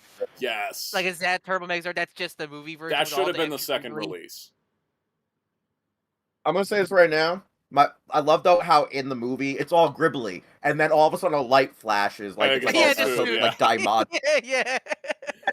It's like the Daimajin suit when he wakes up, and it's like, oh man, he looks really, really stoned and stuff, and then like he just wipes his hand over his face, and then the face goes from being stoned to like a green like leather, you know, rubbery face mask to the actor. Robot, you know, when he combined, they're all blocky, but one flunk, and they're all like Gynex triggers, Obari proportions with thinned waist and everything like that. I do wonder. Like, yeah, exactly. They're all blocky. Also, now it's like, wait, why is it got human legs and thighs? Yeah. I was gonna say, I wonder if the person setting up this exhibit wondered, why are our red and white vehicles smooth and all these others have all this detail? Yeah. Because I imagine these props can transform. Because I know the actual Megaship prop can technically transform. Yeah, there was transforming props, but these aren't them. These are the these stock. are the moving vehicle ones. So yeah, I wonder if those are anywhere still around those ones. Anything's possible. So moving forward, this was a question brought up. There is a section of the museum that says no photos. All right, so I'm going to show the photos anyways. And one of them. Toei tracks us down. Yeah. I've already fought a German company this week. Come bite my ass, Toei. Anyways, Bulldog Jr. is the weird incest baby that's integral to the third act of O-Ranger. This thing appeared in the Power Rangers Heritage Auction just recently, where they called it the Prince Gear animatronic, even though they don't think they actually used it. There it was. Never used it. Did they use it? I don't remember it being used.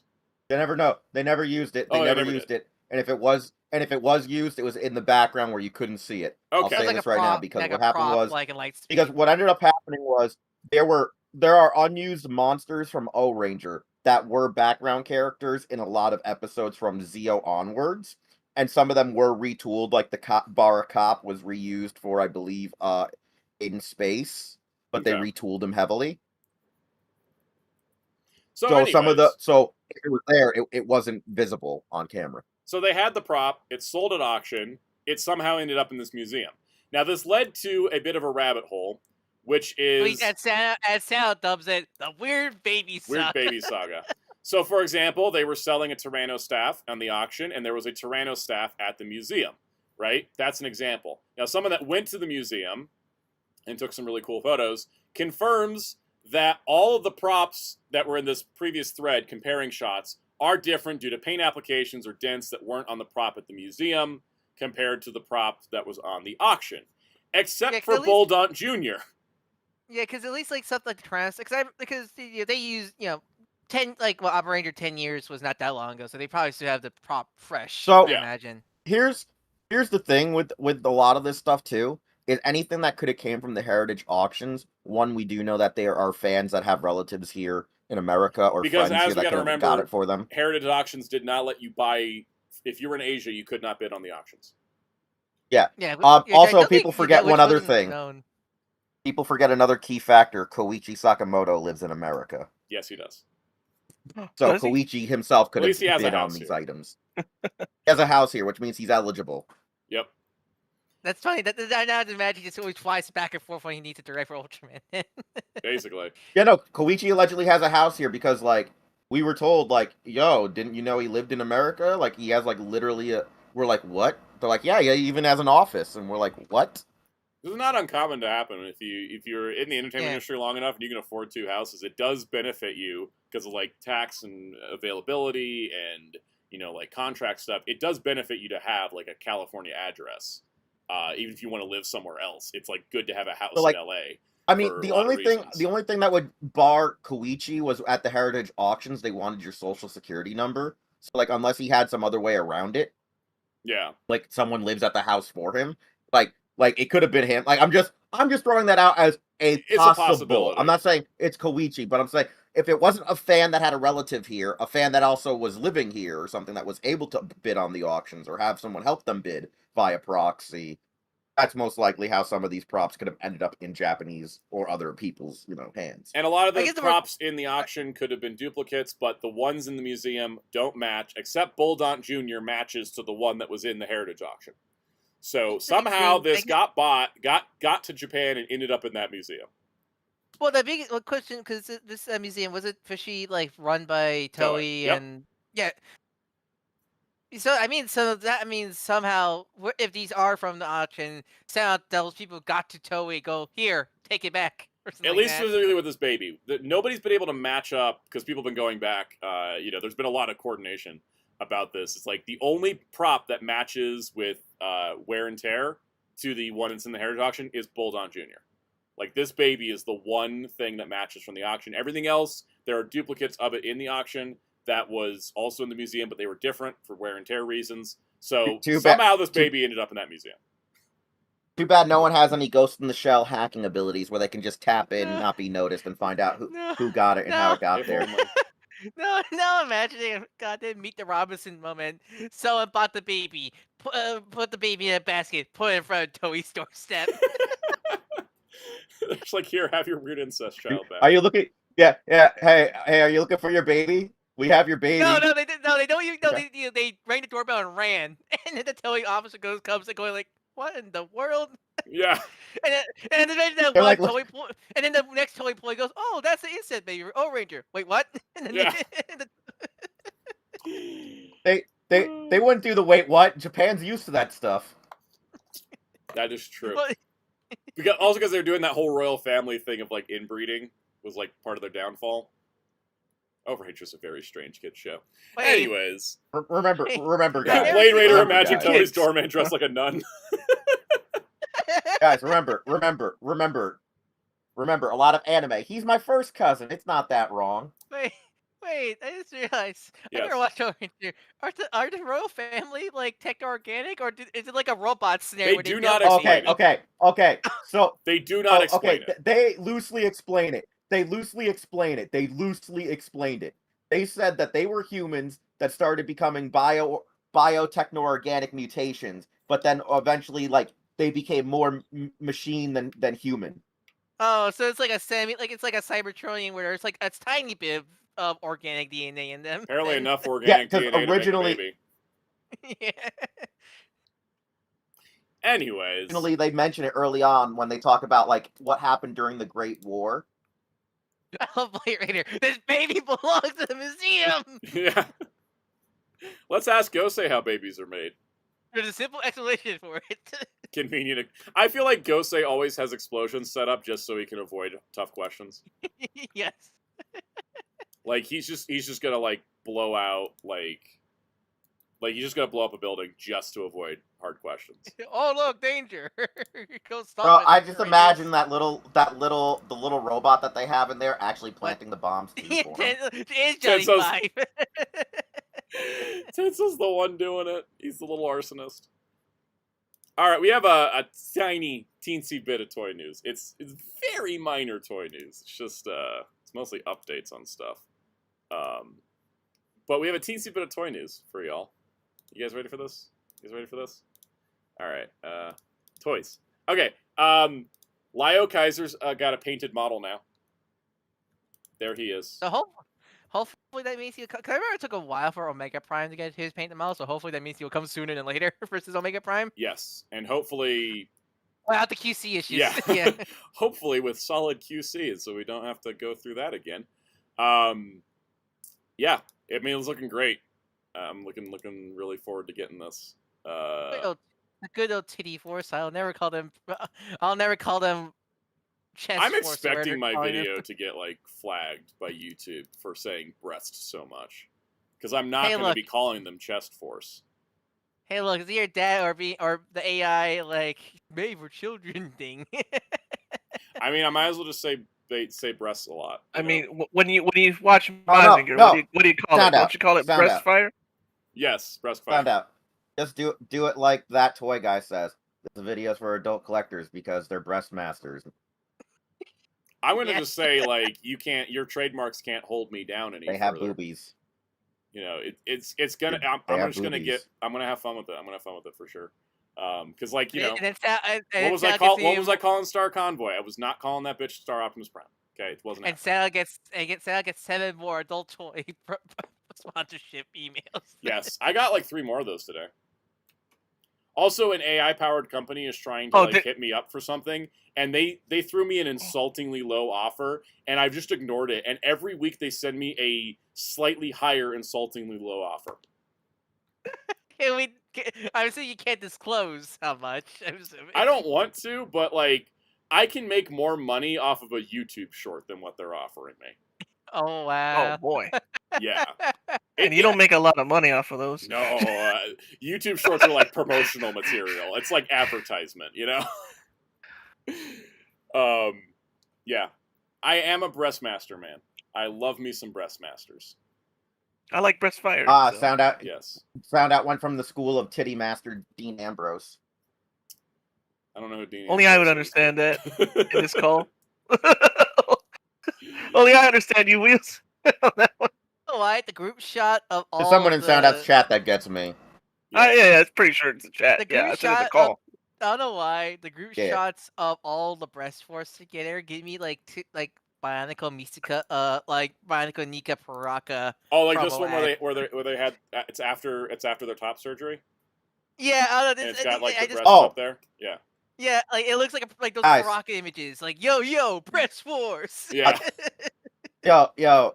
So Ryan made me remember a short that I saw recently. Okay, Collector about K9 says Breast Force is the frickin', name, not Breast. Yeah, I thought Breast Bionicle. Force was the name of the team, and Breast Master was the name of the things. Like, thought Yeah, that the was gimmicks. case. Yeah, But thought the gimmick was called Breast Master.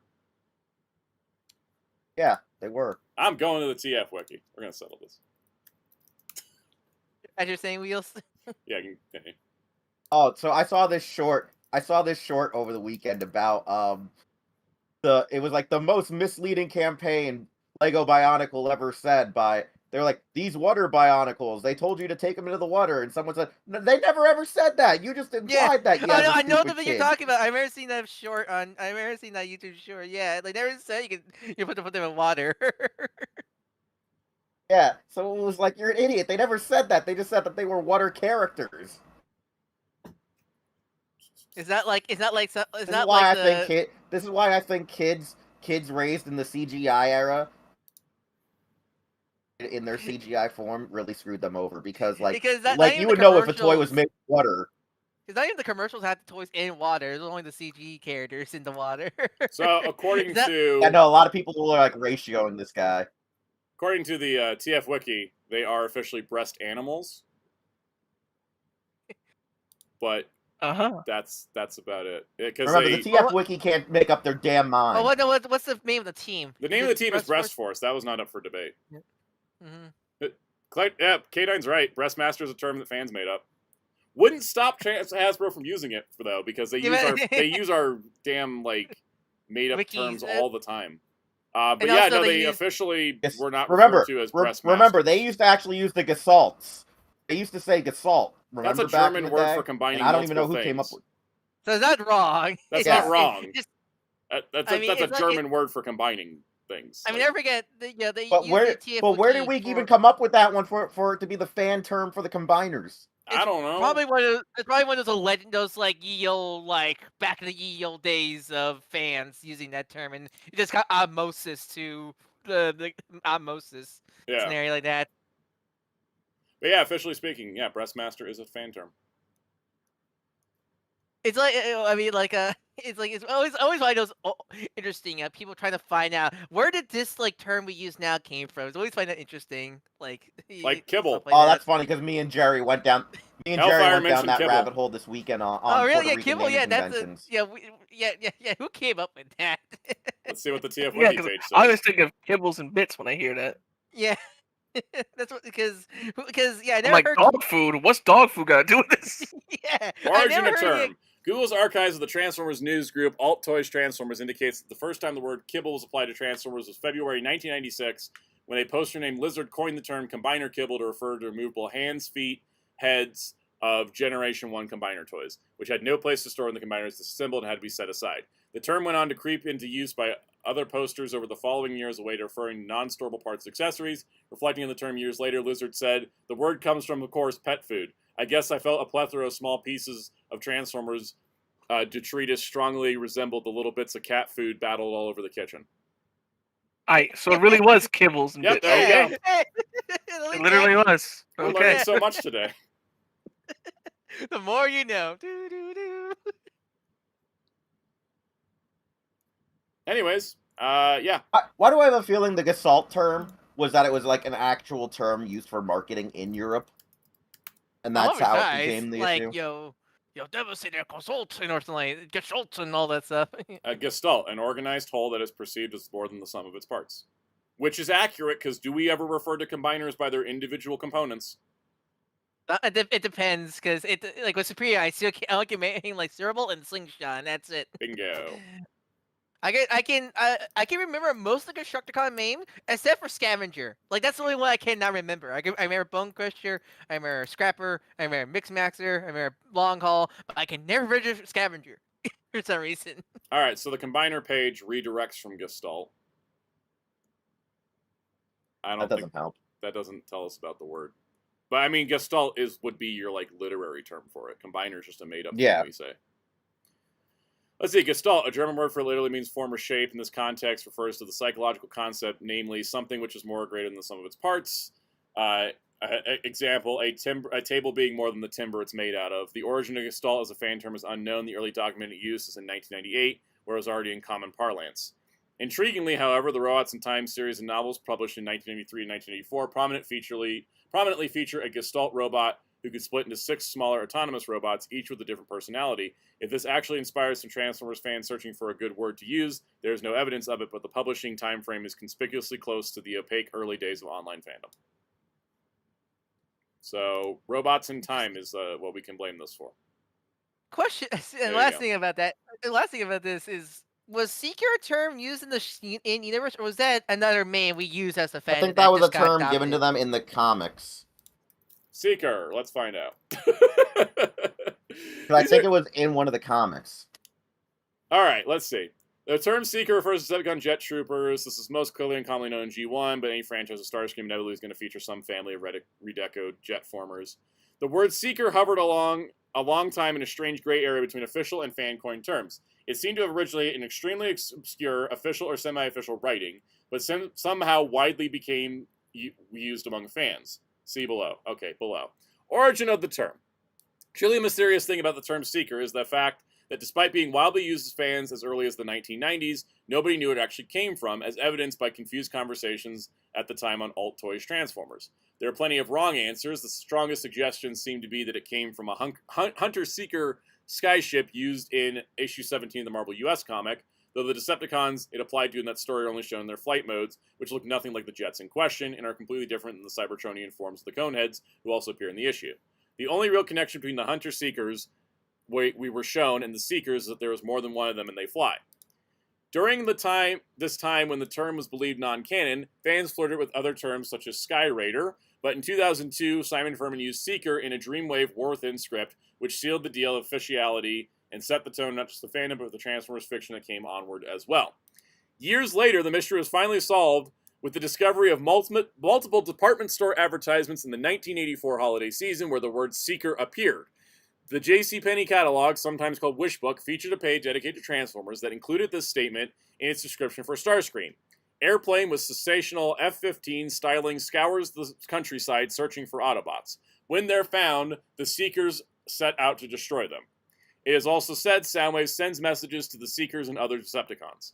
JCPenney and now defunct chains Zaire and Dalkemers put out ads in 1984 listing Starscream, either Thundercracker or Skywarp as Decepticon Seeker. In addition, one of the earliest known ads for the Transformers toy period is a Zaire circular from 1984 that uses the term. The term even appears as late as 1985 in a toy ordering catalog for the now defunct Western Auto, a specialty retail chain for automobile parts and accessories, which lists all standard Transformers releases from the 1984 lineup, among them the Decepticon Seekers plain assortment with Starscream, Skywarp, and Thundercracker. So there you go. Catalogs. We learned stuff in the sound. Also, didn't realize a Western thing Auto too. carried Transformers toys. Yeah, the Wild West. The Wild West. Here's another thing you guys are also forgetting too. A lot of those toy catalogs are going off terminology that was being discussed by the Marvel team. Yep. Meaning that this was most likely something Marvel threw out there for them. Most likely. All right. Anything else on Mr. Gestalt over here? I think Mr. Breast Force Gestalt. I think that's it. Should we go to should we get to Marvel? Yeah, Marvel Legends. This is a great headline. The Mandarin strikes in Hasbro's newest Marvel Legends reveal. Hasbro's first ever comics Mandarin is hitting shelves later this year, and IO9 has your first look. Oh god, yeah, it's the first ever Marvel, at least from Hasbro, Marvel Legend. Because Toy Biz did the last one. So this is a 2-pack based on the Invincible Iron Man Extremis arc. There is a Iron Man in the Extremis armor with an unmasked head, and a Mandarin with an old man head and creepy long fingers. If you're wondering, are we ever going to get a classic Mandarin? No, you're not. Cake what you can get. Nope. This is a really nice 2-pack for people who missed out on the original Extremis Iron Man. Which is nice is they updated him because in the original release he just had a diaphragm joint, but now he has the reverse ad crunch and diaphragm joint, which is better. So you can actually get him to better poses and such because the diaphragm joint was pretty weak on the original release. Also, I really like the color scheme. Very bright, like color scheme. I like also. Yeah, definitely. I like that mold a whole lot because I know they used parts of it for Iron Patriot? Iron Patriot. So and the Mandarin, I think it's actually more new because I thought because I think the suit mold always had pins. I can't think of any time where the suit mold had inset pins. I want to say, I know Kingpin did, but he was a little chunkier. Actually, Kingpin was using the Happy Hogan mold. There was somebody that got inset pins. Might have been, no, it wouldn't have been Nick Fury from Captain Marvel. That was too far ago. So I think so this Mr. Negative. That's the one I'm thinking of. Oh yeah, so it's probably from Mr. Negative, but the trench coat's new, tie's new. It's also I think it's smart they're doing modern Mandarin because that's just when the character became better. Yeah, and also because the thing is that if you guys are wondering, as I forget that it's also a language, if you guys are wondering, are we going to get classic Mandarin? No. we're not getting this. We're not getting Asian. We're not getting the Fu stereotype Manchu. We're not getting the space yellow claw look. And I don't think we're getting animated one either. This ain't happening. If they were I want going to animated do one, any though. of these, He's just an elf. if they were going to do any of these, they would have done them already. So Especially for the Iron Man, yeah. especially for the Iron Man retro car line for Mandarin. Yeah. The green skin Mandarin. They would have done it by if they were going to do it. They would have done it by now. So. I do appreciate they actually looks like they did paint the 10 rings on his hands. Yes. On at least fist and hands. The only slight nitpick I have is I like the Tony head, but I kind of wish it was a full unmasked head instead of like the weird like halfway like it has like the covering for his head. Because we still don't have a really good modern Tony head sculpt yet. We have a lot of like oh wait, does Iron Man also have I think he has butterfly joints. It's hard to tell. I think he does. Yeah, so they updated more. Yeah, it looks like he's better. So they actually updated this mole even more. He's like Sauron, surprisingly a lot more new than you'd think. Yeah, but yeah, I'd probably could pick up this pack because I really love the Matt Fraction Iron Man run. The Extremis arc is one of my favorite Iron Man stories. This will be an Amazon exclusive. Goes up tomorrow. Nice. So. Yeah, I think there's a convention this weekend in Canada that's supposed to have some Marvel Legends reveals. So. Oh boy, more. Yeah, I think it's going to be like last year, where it's like each convention will get like 1 or 2 figures. You know, kind of like a slow rollout over the next few months. Yeah. But, anyways, did we see any confirmation post-con happening this year or not? They have not mentioned at all that there is a post-con. 0 word about a post-con. So. Oh, I just noticed on the Iron Man's repulsor hands, they actually add like a cool like white airbrush effect on the hands. Yeah, like around the thing to like amplify it. Yeah, they did that with with one of them. I forget, there was one that did that recently. That's just kind of a cool like effect they're doing. It's a cool effect, yeah. Yeah. Anything else on Iron Man? No, I think we said everything we need. Yeah, we're looking for that pack. NECA had announced their Garfield Ninja Turtles set. And Boss Fight Studios was like, hey, we got the other side of that license. We're going to beat you to it. I must say, I was confused. I'm like, are these the same ones? Here's the real question, though. Yeah. Here's the real question. How long will it take Boss Fight to actually get their stuff out? Yeah, that's the thing. The first wave of Garfield was announced like months ago. And it's finally coming out. Yeah. Yeah. These are different because their Red Sonja took like a whole year and a half to come out. Anyways, Boss Fight takes a long time. NECA takes a long time. Who knows which will come out first? These are different figures, right? Because I was completely different figures. Okay, I was getting gaslight. It's like 2 different sets of figures from 2 different companies on the same exact designs, and they look so close to each other. Like, I was so like, I got like, I am kind of like, and I know this is I know each company want to have their own swing at it, which I totally get. If I was in charge of the licensing, I would have said, one of you gets to do this, not both. Because they look, it's just too much of the same exact product. And they look too, because Garfield's a design that, what else can you add to the posability? Let me go pull up the NECA one from our document real quick. I want to do a side-by-side, because, like, when I saw it, I was like, oh, that went up for pre-order pretty quick for NECA, and then I looked at it, I was like, wait, that's Boss Fight. I do like the Halloween Garfield and Odie. And essentially, so I grew up on that Halloween special. We'll look at those in a moment because I'm off screen pulling up the document. I'm surprised Ryan even saw those specials because they were like almost out of circulation. I grew up with Garfield. I love Garfield. I'm like I actually like fan of Garfield. Like I grew up on Garfield. Oh no, I'm just surprised because our difference in age. I was like, where were you seeing these? Because I think I had tapes? VHS tapes of. I'm guessing VHS and DVD because I just know because our age is so significant. I'm like Ryan. I also like rent. I also got read a lot of the Garfield comics as a kid because my library had them. I like how I rented Ninja Turtles 87 on tape from my library. That's how I saw that show. Mm-hmm. Yeah. So yeah, here's the boss fight, and then here's the NECA. And I find interesting is I think the boss fight, because the boss fight are just faceplates instead of whole separate heads. It's kind of nice. But I will say, it looks to me that the NECA one matches the cartoon turtle stuff. The NECA one matches the art style of the comic strip, like the actual comic strip, whereas the boss fight looks more like a Garfield cartoon. Yeah, like the on-model Garfield stuff. That being said, they have the exact same articulation and exact same accessories. Yeah, it's the pizza. The fact that he has the giant pizza got me confused. Yeah, the same pizza stack, the pizza roller. I think NECA's comes with... Yeah, NECA's has 3 expressions. Boss fights has 2. I think the Odie looks better on the boss fight by a lot than the NECA. The NECA looks like it's got a ball joint on the top of his head, whereas like the Odie on boss fight, like, he's got a neck joint in addition to that. Mm-hmm. These are 2 insanely similar products, though.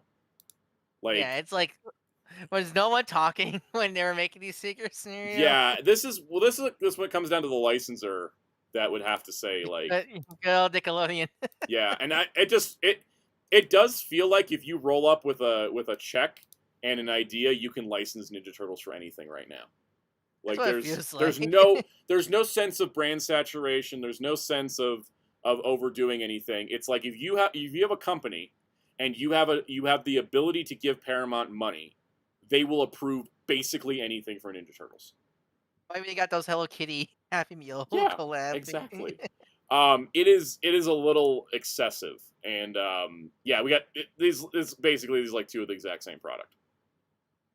I won't be surprised. Stay tuned for the Sonic Turtles collab figures because I know that's gonna happen. It's inevitable. Especially with them being the Crossworld DLC. Yeah, it's like that's gonna happen sooner than later. Speaking of rolling up to Paramount with a check and getting anything you want, Crossworlds is like Paramount rolled up to Sega with a check. I mean, that one's like, I'm not too surprised because it's like Paramount made the Sonic movies, so there's at least some. I'm not too surprised with that one, but the one that was weird with that one was the Beyblade. Yeah, I mean that's just a sticker, not a character and car, but still. It's a sticker and an effect on the car. Yeah. Yeah, it's weird. Anyways, oh, I guess we have more images of this, but I'm moving on. The Halloween Garfield and Odie are like really cool though. I like them. They're really cute. They're great. I think Blade Raider says bit munch, but hey, I finally have a party wagon TF. I think like when you do like one product where it's like, oh, I like that Garfield comes with 2 legs. You can swap them out. That's cool. Yeah, like stuff like the party wagon and stuff like that. I think that's cool. I think I like when it's a one-off item. I don't like it when it's like, here's an entire line. Like Turtle Grayskull or something like that? Yeah. Like, it feels excessive when it's like an entire toy line that's a crossover.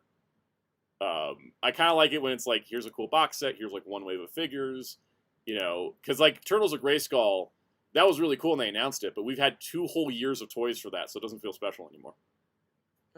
Like the charmingness of it just kind of went. Yeah, we mentioned this during the Comic-Con stream. I feel like this is the problem with the main current Turtle media being one universe, and they're kind of pigeonholed because of the movies. Yep. We're just in Turtle lore right now, so we're just not. Because they just delayed the movie another year too.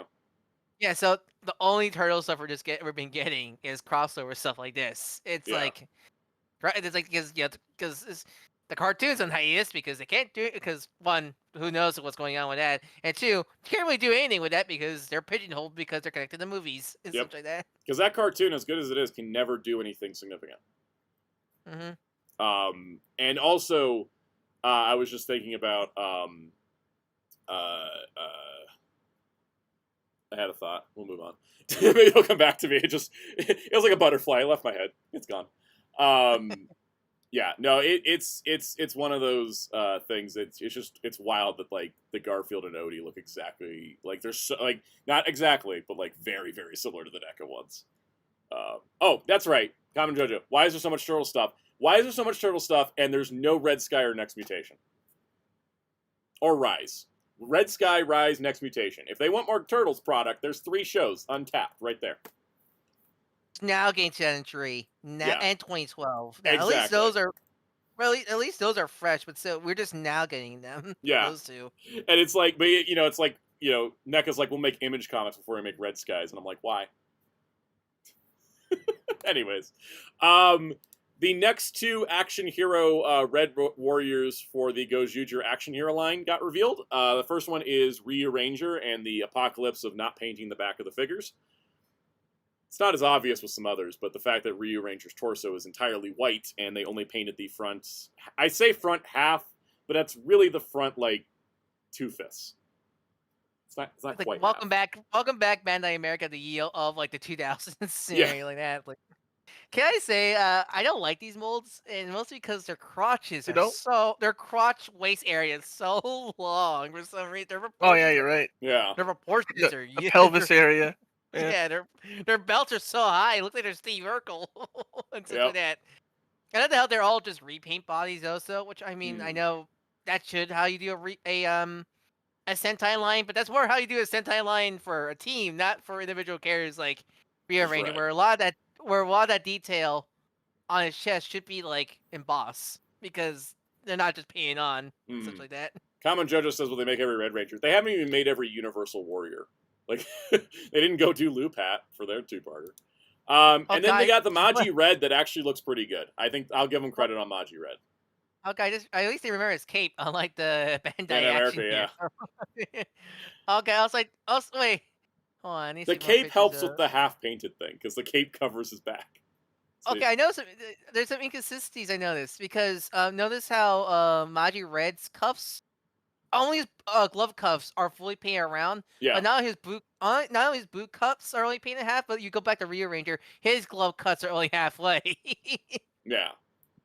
It's like, what's the consistency there with the? Yeah, it is a budget line. It's just not a budget line if you're trying to get it outside Japan, because like everything involved. But like I think, I guess what's weird about these figures, I feel like the Ultraman and the Rider budget lines also have similar things, but at least they have like really good articulation and I think stuff here. Where it's funny because I don't think we talked about this because I do want to get her.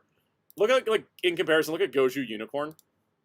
Like, Goju Unicorn's, like, fully painted, fully articulated, has her accessory, like, is better proportion. It's like, it's the reds that are the budgety ones. Like, the actual Gojujers are really great. The reds, because the reds feel like the ultimate, like, budget figures, because they all using the same base body. Yeah. Base body scenario like that. And it took them the entire year, but they did at least make all 6 Gojujers and the power-up, so. And I think they're going to make all the Tegaswords. I think they just need to make green and blacks. And then the power-up ones. But yeah, they did your red, blue, yellow, polar, eagle to unicorn. So yeah, these figures make the other fours with the Tegasword look cooler than I think they really are. Yeah. Common Jojo says, "Why does Toei Bandai give more love to Rider than Sentai? Sales. It makes more money. That's Rider sells a lot better, so Rider is classified as an A-tier property at Bandai, so they get more budget, more toys. Sentai's classified as a B-tier, so they don't get as much stuff. So, okay, good. Kyle said there's listings for green and black for Tegaswords. That's good. That may be nice to finish that set. I do want to get Goju Unicorn. She's my favorite. She's the coolest. I'm curious what the green one's gonna look like because maybe this way can make that form look good. Yeah, it might. They just look good. I'm gonna put the effort into import Unicorn because I like her. I'm like if I'm gonna buy one Gojuger, it's her. Never noticed how Goju Unicorn looks like a Change Man? Was it with those helmets? Maybe it's just a giant black visor. I think also because she's a unicorn, and I think one of the Change Man was unicorn. It was like the fantasy theme with Change Man, right? Yeah. They had the fantasy animals. Anyways, that's the news. We covered it, and we did special side segments about where did Gestalt and Seeker and Kibble come from. Trivia. And also, what was Legends of the Superheroes? So, if you enjoyed our news show, as well as random trivia you didn't ask for, but definitely appreciated, be sure to hit that like button. While we're on the little Sentai topic, thoughts on Power Rangers in Fortnite? Because we didn't really comment. Oh, yeah, I didn't really talk about it. Oh, man. I reacted to that live, remember? Yeah. The trailer was incredible. Finding out it was a music video director made sense because I was like, "This is amazing." Those guys are like the secret genies of the entertainment industry. Yes, no, seriously. Like, music video guys, they're nuts. Love it. I loved the way that the trailer was shot. Just loved that stuff. It was really good. The skins, the fact that you can get all 5 Ranger skins for 3,600 V-Bucks is just like amazing. Like that's they look great, and they look bonkers. great. They're like the best models. They're like the best models the MMPR's Rangers had. Yeah, they look really. I also like the slight redesign. They all had like that new 52 Superman color. Yeah, I do like that too, and I like the designs. I did get the bundle. I did get the bundle of the Rangers. I've been working on the Battle Pass because I do want to get. I really want the Tiger Sword glider because it's like the Tiger Sword running, and it's yeah. cute. But I think I think that the only thing I'm looking for, and it'll probably be a mid-season update, is like a Power Rangers weapon to be added. Because they've shown the Blade Blaster, but they haven't actually put it in yet. Yeah, I don't think it's in the game yet, but the Blade Blaster is going to be the mythic weapon of this season. Yeah. I do like, it's just kind of funny how, like, just by having them in Fortnite I feel like, rejuvenated the talk of Power Rangers, yes. I noticed. And not also, just from, Neb's Good Takes on Twitter keeps posting gifs from the Disney era, and people are like, what? What, it looked this good? And it's like, yeah, if you ever get past Mighty Morphin, you can find some gold. Yeah. Well, yeah, I think it's more not just from us fans, but people who like, I remember watching the show as a kid, and not like Mighty Morphin, but just Power Rangers. It's like, that's super nice to see. It was like, this is like, that's the stuff. It's just so funny how, like, I feel like Hasbro Saban been trying to do this for years. Like, just get people talk about Power Rangers no matter what season, and never work. But just here comes Fortnite. Having them in having the Power Rangers in Fortnite did the job alone. I think it's funny too, because I think like I think the reason it worked and why the other attempts didn't work is they weren't Hasbro and them weren't trying to get people to talk about Power Rangers, right? It just happened. Like they just put them in Fortnite. It got eyes on it. That trailer, which was the Fortnite team's doing, brought eyes on it like crazy. And then it just has spiraled into people having sudden interest in it again. It's instead of trying to force people to care about Power Rangers, they just put something Power Rangers in something people already care about, and then the rest of it did its own work. Just all spun out of that, which I think is why it's worked. It's more natural. It doesn't feel like Hasbro's telling you, "Hey, you like Power Rangers?" It's just like, "Hey, look, you're in Fortnite. You want to play as Power Rangers in Fortnite? There you go. Have fun." And then people have just taken it and gone from there. I think it helps that like there's clearly a love and passion put into the Ranger stuff in it. Because I'm thinking back like how remember often like there was the Transformer stuff in Fortnite, but yet it didn't get the same buzz as. I think it's because they were just the robot modes, and it was clearly just a movie tie-in and not anything more than that. Yeah. Mm-hmm. I think that's why the Fantastic Four skins didn't make a buzz in Fortnite, mostly because Marvel Rivals already did the Fantastic Four buzz. Yeah, you already got a combination of one. People were talking about the movie already, but also there's a Marvel Pacific game in it, and such. Because the thing is, Power Rangers was not thrown in for an anniversary. It was not thrown in for a TV or movie promotion. It technically was thrown in to promote the Playmates toys. If you want to get technical. I would.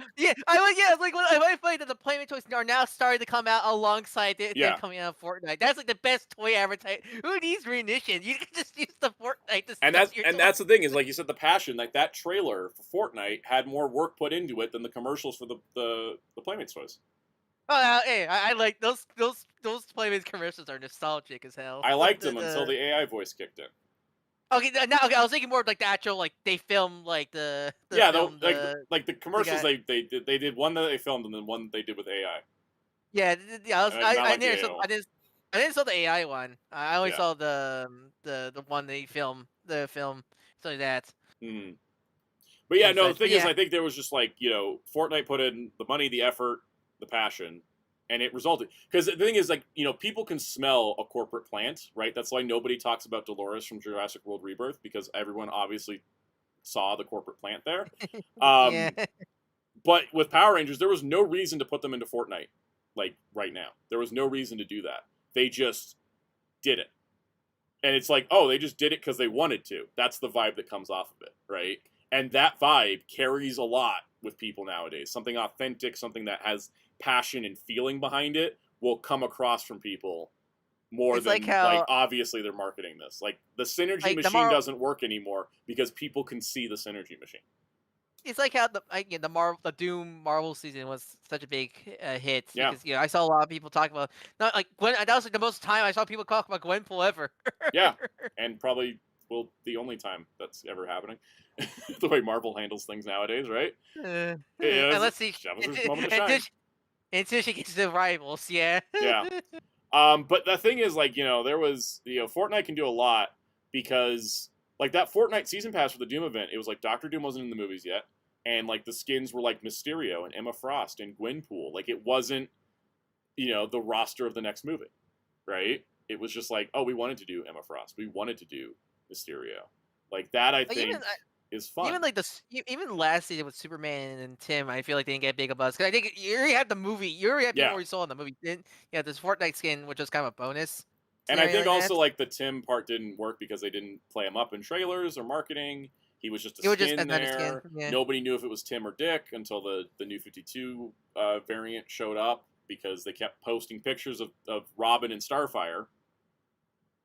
And then it was like, okay, that's not the right Robin, but yeah, and I think the Star Wars event didn't do anything either because everybody, like, I don't know if maybe it was just me and my friends, we hated the Star Wars event. We're all Star Wars fans. We hated the Star Wars event because the Star Wars event was too much Star Wars. Yeah, that's what I hear. Because it was just purely Star Wars. It was purely Star Wars. The map wasn't purely Star Wars, but you had no regular vehicles. You had no regular weapons. It was only Star Wars weapons, only Star Wars vehicles. Most of the map was Star Wars.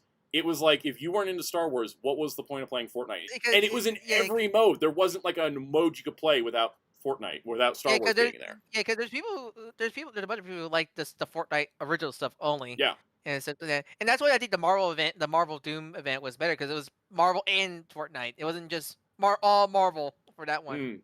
And that was the other issue, because the blasters in Star Wars didn't have ammo, and they just had cooldown. You could not get enough healing items. Matches kept ending so quickly because in the game is normally set up that you get ammo and healing in every chest. But if there's no ammo needed, there's not as many chests, there's barely any healing, and those blasters did like crazy damage. So but it's like any of the main modes, you were stuck. Oh yeah, I forgot about OG and Reload. Yeah, you could have played non-Star Wars modes, but if you wanted to like do quests for the Battle Pass, you were stuck in Star Wars. And the Battle Pass was entirely Star Wars, which was fine. Like, it was the Marvel one, but it just felt like everything, as soon as you boot up the screen, you were in Star Wars for like 2 months. It was too much Star Wars. I think the way that Power Rangers is doing it is much better, because it's just like part of it. The Power Rangers stuff reminds me of when the Turtles went to Fortnite, because that was a big deal. So that was a big deal, and then everybody loved them in Fortnite. AI chatbot Darth Vader was still the funniest corporate blunder I've seen. That was so. Who thought? I want to know the list of names of people that approved that idea, thinking it was going to go well. Like, there's that's things like people go like, oh, J. George. It doesn't matter about the voice. Who thought giving the internet the ability to make Vader say anything they wanted was a good idea? That's the thing. I'm pretty sure James R. Jones approved of Disney using it for future projects, not use it in a video game. Well, which Disney technically did, because they bought a bunch of shares in Fortnite or in Epic Games. Yeah. So but the thing is, even if you had a live voice actor doing that same thing, why would you give people the ability to use your iconic character and have them say whatever they wanted to? Yeah, say all the slurs. Why did that is the most old man doesn't understand the internet brained idea they ever had. Do you trust kids these days not having say slurs? Any days, as soon as the internet existed. Like, of course people are going to get Darth Vader to say the most awful things possible. Like, I have no idea why anyone at either company thought that was a good idea. It was so weird. The most tone-deaf thing ever. It really was. Like, and it's funny that, like, I think that the idea is already bad enough, ignoring the ethics of the AI voice. Like, just the idea is terrible. Also, like, I know it's a weird, like, gray area, but like, with the whole, because James R. Jones did approve of that, but like, Fortnite's a union game, and like the rule of the union is you cannot use AI stuff like that, because you can if the company that does the AI voice made a deal with SAG. Yeah, that's the problem that we had, is that SAG made a deal to protect people against AI, and then immediately signed deals with AI companies. Just so dumb. It was like, well, what was the point? SAG leadership needs to go. We need new people.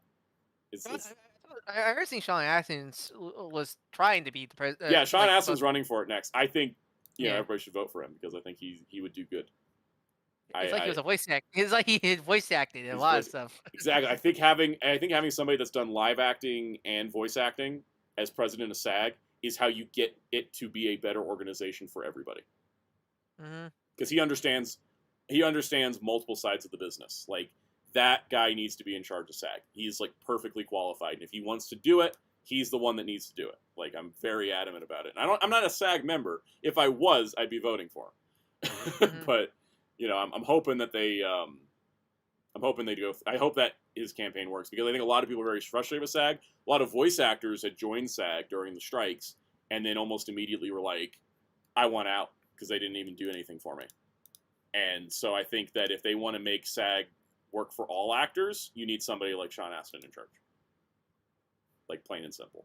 So definitely, yep. That's my pitch for who I'm endorsing for SAG president. An election I can't vote in because I'm not a SAG member. I just pay attention to the industry a lot. Did you want to be in? I kind of sometimes I want to be more into Hollywood's industry, and sometimes I also like to enjoy just being over here on the edge. You're not the only one. My uncle, yeah, as you know, he says the same thing. I worked in it. I lived in it. Honestly, what was your area when you were in the industry again? I was in lighting. Was that? I thought I was going to be a sound tech at first, and then I did like a production as a sound tech, and I was like, I kind of hate this, so I went and switched to lighting instead. I'm gonna imagine that wasn't a union. That wasn't really a union thing. I imagine. Let's see. So every production I worked on was union approved. Because you work on was it Creed 2. Creed 2, yeah. Creed 2 was a union shoot. I was on the union's wait list because I had basically you had to be on the union wait list because then you could work on union productions. But it wasn't until you had 30 days working on union productions could you actually join the union and get any benefits. So the wait list was your way of being able to work on stuff. So I was on the wait list. So I was technically a member of the union, but I wasn't getting any benefit from it, which also meant it was really hard to keep like getting work because you didn't have contact information for anybody. You just had to hope somebody would call you when they ran out of people that were on the union roster and started going into the wait list, which was tricky. That's also why I kind of quit. They also changed some of the rules too. They're like, you have to own a car in your own name. I'm like, I can't afford that. You don't get me work. So that was like one reason I hate stuff like that. Yeah. It's the classic old, we're hiring new people, must have 3 years of experience. Exactly. And so basically they're like, if you want to stay on the wait list, you got to register your car in your name. And I'm like, I can't do that. I can't afford that. You don't get me enough work. I was working like once every 6 months. That's why I want to work with you guys so I can afford a car. Scenario like that. Exactly. Because the thing is too is that also pissed off a lot of people that were union members because a lot of people, at least here that worked crew, because we're all deserts, right? A lot of people didn't own a car. They would rent a car for a production, so that they wouldn't because if they bought their own car and used that car, they would have to fix anything that broke.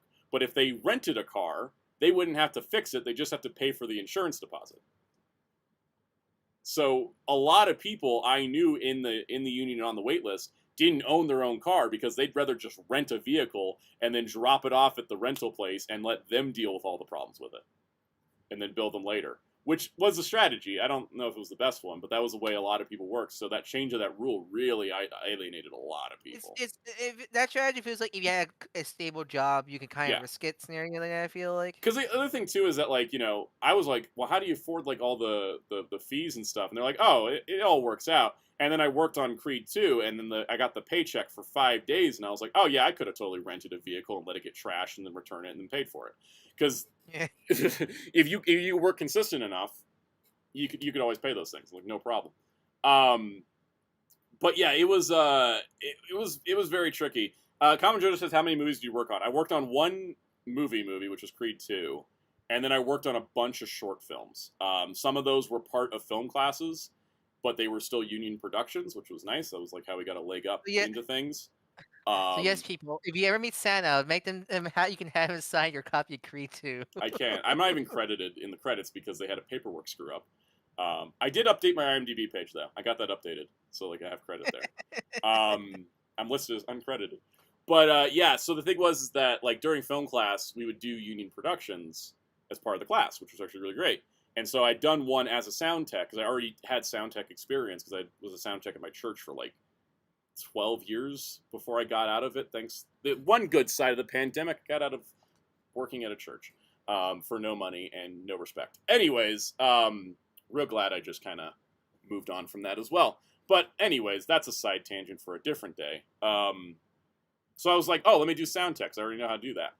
I found it boring. I found being a sound tech on set to be boring and tedious because like you're constantly having to like be like, you know, they're always like, oh, is the sound good? And you're just like hoping it is because you have no idea. And then I was just like, okay, I don't really like this. So then the next production, like, what do you want to do now? And I was like, I'm going to switch to lighting because lighting seems interesting. And that was a lot more fun, a lot more creative problem solving, a lot more to do. Because sound tech, it was like you set up your stuff and then you sit there and wait for them to hit the camera button. And once they start rolling the camera, then you got to roll your sound recording and then, you know, keep an eye on it and stuff. And that's it. But you're stuck waiting to do something. Whereas with lighting, you're constantly doing stuff because once you do the setup and everything's on, you can just go do something else. You can either go start setting up the next set or the next shot. You can go work on equipment. You could just go hang out in catering and grab food. You know, you had like, you know, you would work like you'd be there earlier than some other people, but you'd set it up and then you'd step away until they needed you to change something in the lighting. And so that I found to be a much like better workflow for me. And it was also just more interesting that way. Especially like our last production in film class, most of the class had dropped, so we only had 8 people when we started with 23. So there was 8 people running a skeleton crew to finish the production. And I was simultaneously lighting, grip, camera operator, food catering, and generator runner. I was doing all that. You sound like you're like that one guy with all the instruments. Yes. Playing all the... It was kind of like that because I was also having to run the camera at one point. Because I had camera running experience, so I was like, I could do it because we lost the camera up because people realized how hard film production was and quit the class. So I was doing all those jobs. Yeah, so we were like down to 8 people. We were filming till 4:30 in the morning on the last day. Skeleton crew, golly. Yeah, it was rough. And by the end of it, we didn't even care whose job was what. We just got stuff done. Like I needed a light change, but I also needed to see it through the camera viewfinder because I was doing all the camera on. And so like I was like, go stand over there at the light and I'll tell you how to move it. It was that kind of like craziness. But also the catering person quit and stole all the food. That was fun. The Scooby-Doo plot. She was leaving early and I was like, oh, why are you leaving early? We're still here for like 3 more hours. She's like, oh, I gotta go pick up my kid. I'm like, okay. And she took all the food. And I was like, all right, that makes sense because she's been taking the food and then bringing it next day to set. She didn't show up next day to set. And everyone's like, so is she ever showing up? And I'm like, yesterday she had to pick up her kid 3 hours before we wrapped. And she took all the food with her. And they're like, yeah, those are paid for by the school. So we're going to be tracking her down. Oh, God. Yeah, no, I never knew what happened to the rest of that, but I imagine they found her. But we had to buy new food, so there's that. What do you mean they got her? Yeah, they got her. What do you mean they got her? They got her. That happened to I'll tell this story in a moment. Happened with a teacher we had, actually. Oh, no. Oh, was he selling drugs? No, worse. That happened to a teacher in my high school. Oh, really? Yep. Busted for selling drugs. He was selling drugs. Oh, that reminds me of the story I told on, was it Friday or Tuesday, about the doctor. That we went to the doctor like back in Chicago in the 2000s, and my doctor, hey, you're my first patient since I got out. And my dad was like, got out of what? Prison. Oh, for what? Selling drugs? Like pills or nope, coke. Huh. Hey, parallel industries giving drugs to people, right? He just goes like sees my dad like normal, and I'm just like that's pretty great. I was gonna say why I stopped working in movies. Because and then I'll tell you about this teacher. The reason I stopped working is obviously I loved it. You can tell from the tone of my voice. I did love working on movies. The actual process of working on movies, fantastic. Love that. It's insane. You work 15, 16 hours a day for like 2 weeks and then you're like not working for a while. It's nuts. It's a crazy little industry, but like I like that part. I like the actual like film on set experience. I didn't like the finding the job part of the experience because I mean, is that always the case? yes, and because the thing is, like, the way it was set up here is that like you had to wait to be called, and that was when they ran out of other people. So there wasn't enough productions in a season. Guess who never got called? People on the wait list. Then you'd have to find your own work, but then they would hardly ever post it, so you'd find out too late. And then I had one time after I worked Creed 2, someone called me, and they were like, "Oh, we have a job." I'm like, "Great," and they're like, "It's in lighting." I'm like, "Perfect," and they're like, "Can you do it?" I'm like, "Yeah," and they're like, "Cool, send your resume," and I emailed the resume, and then they called me back and they're like, "Oh, you've worked on a big movie, we can't afford your rate," and I'm like, "No, wait, I can work cheap," and they hung up on me. Oh, you just hate that thing. Yep. I was like, I am not like on a high standard. I got lucky getting the MGM movie. I got lucky getting that one. That is not a standard. I was not going to fight you on pay. I was just going to try to get, because like once you get into the crew union, you can get hired a lot quicker and more consistently because you're in the list. The worst part. That's the worst part where they don't list like yeah. A simple just conversation would just fix everything like that. Totally. And so the thing is that I got into that. So I was, if I could get, like my whole goal was like, if I get into the union, you get, as you're a member of the union, you get a Rolodex of everybody's phone numbers that works in the union. So then you can start networking, right? And you can start talking to people, and then you can have like a friend, and it's like your friend gets hired on a gig, they hire you on a gig, and it all starts to network together. Except I couldn't do that because I couldn't get into the union because I couldn't get enough days. They then changed the rules, so I couldn't be on the wait list anymore, and I was just like, I think that's a sign. Because the other thing I didn't like about working in the industry is there's people that have a personality disorder, and it's not like a diagnosed personality disorder. There would be people on set that would scream and yell at you for hours, and be awful people. And they call rap, and they'll come give you a hug and ask you if you want to go out to dinner. We're talking this, that you would have people that would have two completely distinctive personalities from when you're on call to offset. Like their on-set persona and their off-set persona were two completely different people. It reminds me of the production of the Super Mario Brothers live-action movie. Yes. From what I hear stories of that, yeah. And that it was very common, and it was very, like, I was like, I can't deal with this, because, like, there was people that would just want you to pretend that whatever happened on set happened on set. Like, it's like, whatever happens in Vegas stays in Vegas kind of thing. But I remember stuff that happens when I'm in Vegas, okay? It just happens. I have a good memory. And so it would, like Lady Own from Gundam Wing, yeah! Oh yeah, that's literally what Hollywood's about. Yeah, and so the thing is that like you can work in that industry. Because all the auteurs. You can work in that industry without being a psycho like that, but you have to deal with those people every day. Like you can't avoid them, and you have to deal with it, and you have to like work through it. And I was not sure if I could. I was not sure if I could work in that environment. And so when I got like the whole like, you gotta register your vehicle or else you're off the wait list, I was like, maybe just take me off the wait list. Maybe this is a sign that I should do something else. And then I bounced around for a while until I landed on, let's just do YouTube full time. So there's that. You want to hear about how my teacher got arrested? Oh yeah, yeah. You want a follow-up question to that story though? Like that was good. What is that? What is that? So anyways, that's why I don't work in movies anymore. I would like to, but I would like to work on a set that's like not, I want to work on something like, if I work on a set again, I don't want to necessarily be in charge, but I would like it to be like a project that I'm like involved in and have some control over. You'll probably be better in like indie films. Totally. Or like indie films than Hollywood production films. Yeah, because like there was an indie short film we worked on that was submitted to a film festival in town. Didn't win anything, but it was an indie film we worked on. That was the most fun experience because everybody was more laid back, and they were like, we don't have money for this. Can you figure it out? And I was just like, yeah, I'll figure this out. They're like, we have this lighting problem. It's too bright. Can you make it darker? I can't turn off the sun, but I'll figure something out. And then I was like, this is the best I can do.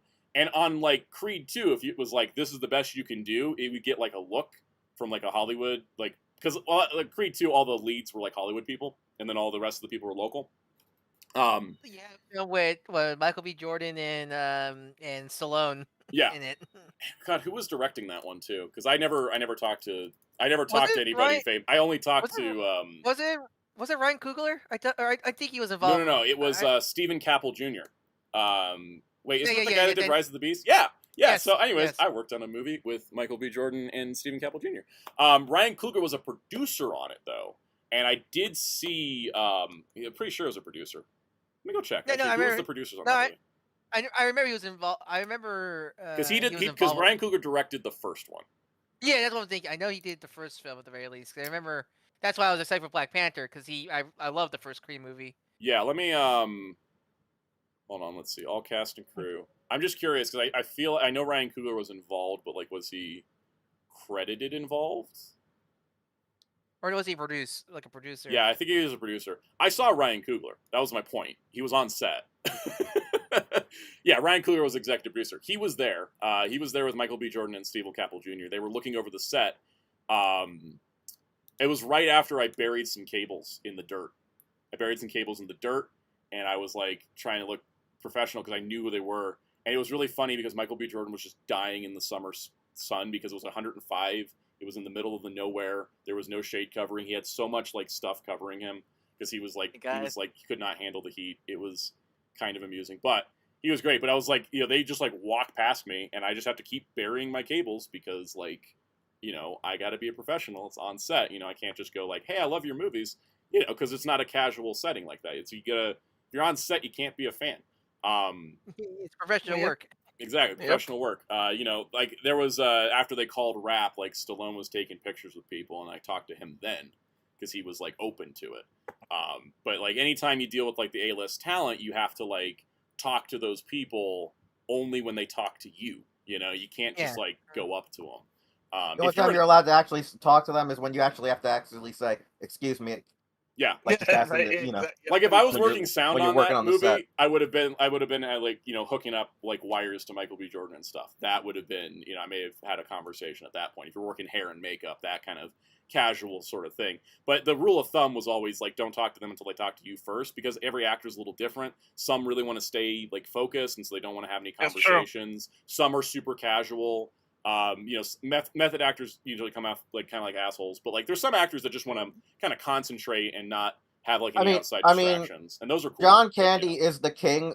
John Candy's probably one of the kings of Hollywood, because one time a new guy who had never really seen, he was mostly in theater work, never really watched movies, got a deal working as a prop and something designer, and he didn't know where the hell he was going, and he just saw this guy who happened to be John Candy. And he said to him, "Hey, sir, I don't know where I'm supposed to be going. Can you think you can help me?" Because he thought he was part of the crew, because he didn't know who John Candy was at all. And John Candy just got up out of his chair, not saying a word to anybody. He waved the guy off and said, yeah, I'll help you. And then got in the golf cart with the guy and helped them deliver all the props and shit for the film. Like, I don't hear stories like that. That's like how John, like people would be like, he would see people would know who he was and try to stay out of his way. And he would walk over and be like, "Do you need any help?"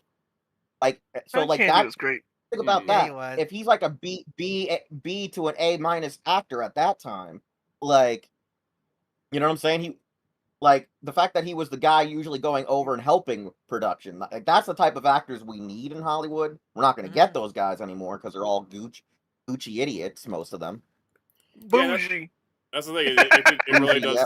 It really depends on the person to person. Because there's like some really chill people, and I think in my experience at least, most people are chill. There's just some that are a little bit more uptight, but most actors, even if they're trying to like focus on stuff, like if you say something to them and they'll most likely, like most, I say most, just because there's no general rule for anything, most would probably be like, oh, I kind of want to concentrate on my scenes. Can I, like please, they'll acknowledge it and tell you why. So yeah, it's that kind of thing. Some people get traumatized though, like when Christian Bale yelled at a lighting guy because he looked at him during a scene. I remember that. Yeah, that was the thing. That was the thing that was happened, and the rule of thumb was if you're an on-set lighting person and you're gonna hold a light on set, wear sunglasses. Like just wear sunglasses. All problems solved. Because then if the actor starts to lose it because they can see you, that's not your fault. You didn't eyeline them. You didn't break them out of the scene. You were wearing sunglasses and being super nondescript. It's like it gives you plausible deniability. Basically, it's like you just put sunglasses on, and nobody's gonna have a problem. And you look like Matt Murdock. Exactly. It's like they don't know where you're looking. So the teacher thing. Let's do that as the last story time for today. I have plenty more stories we can tell in the future. This will be the last one for today because I'm hungry. So we had a film teacher who was not committed to the job.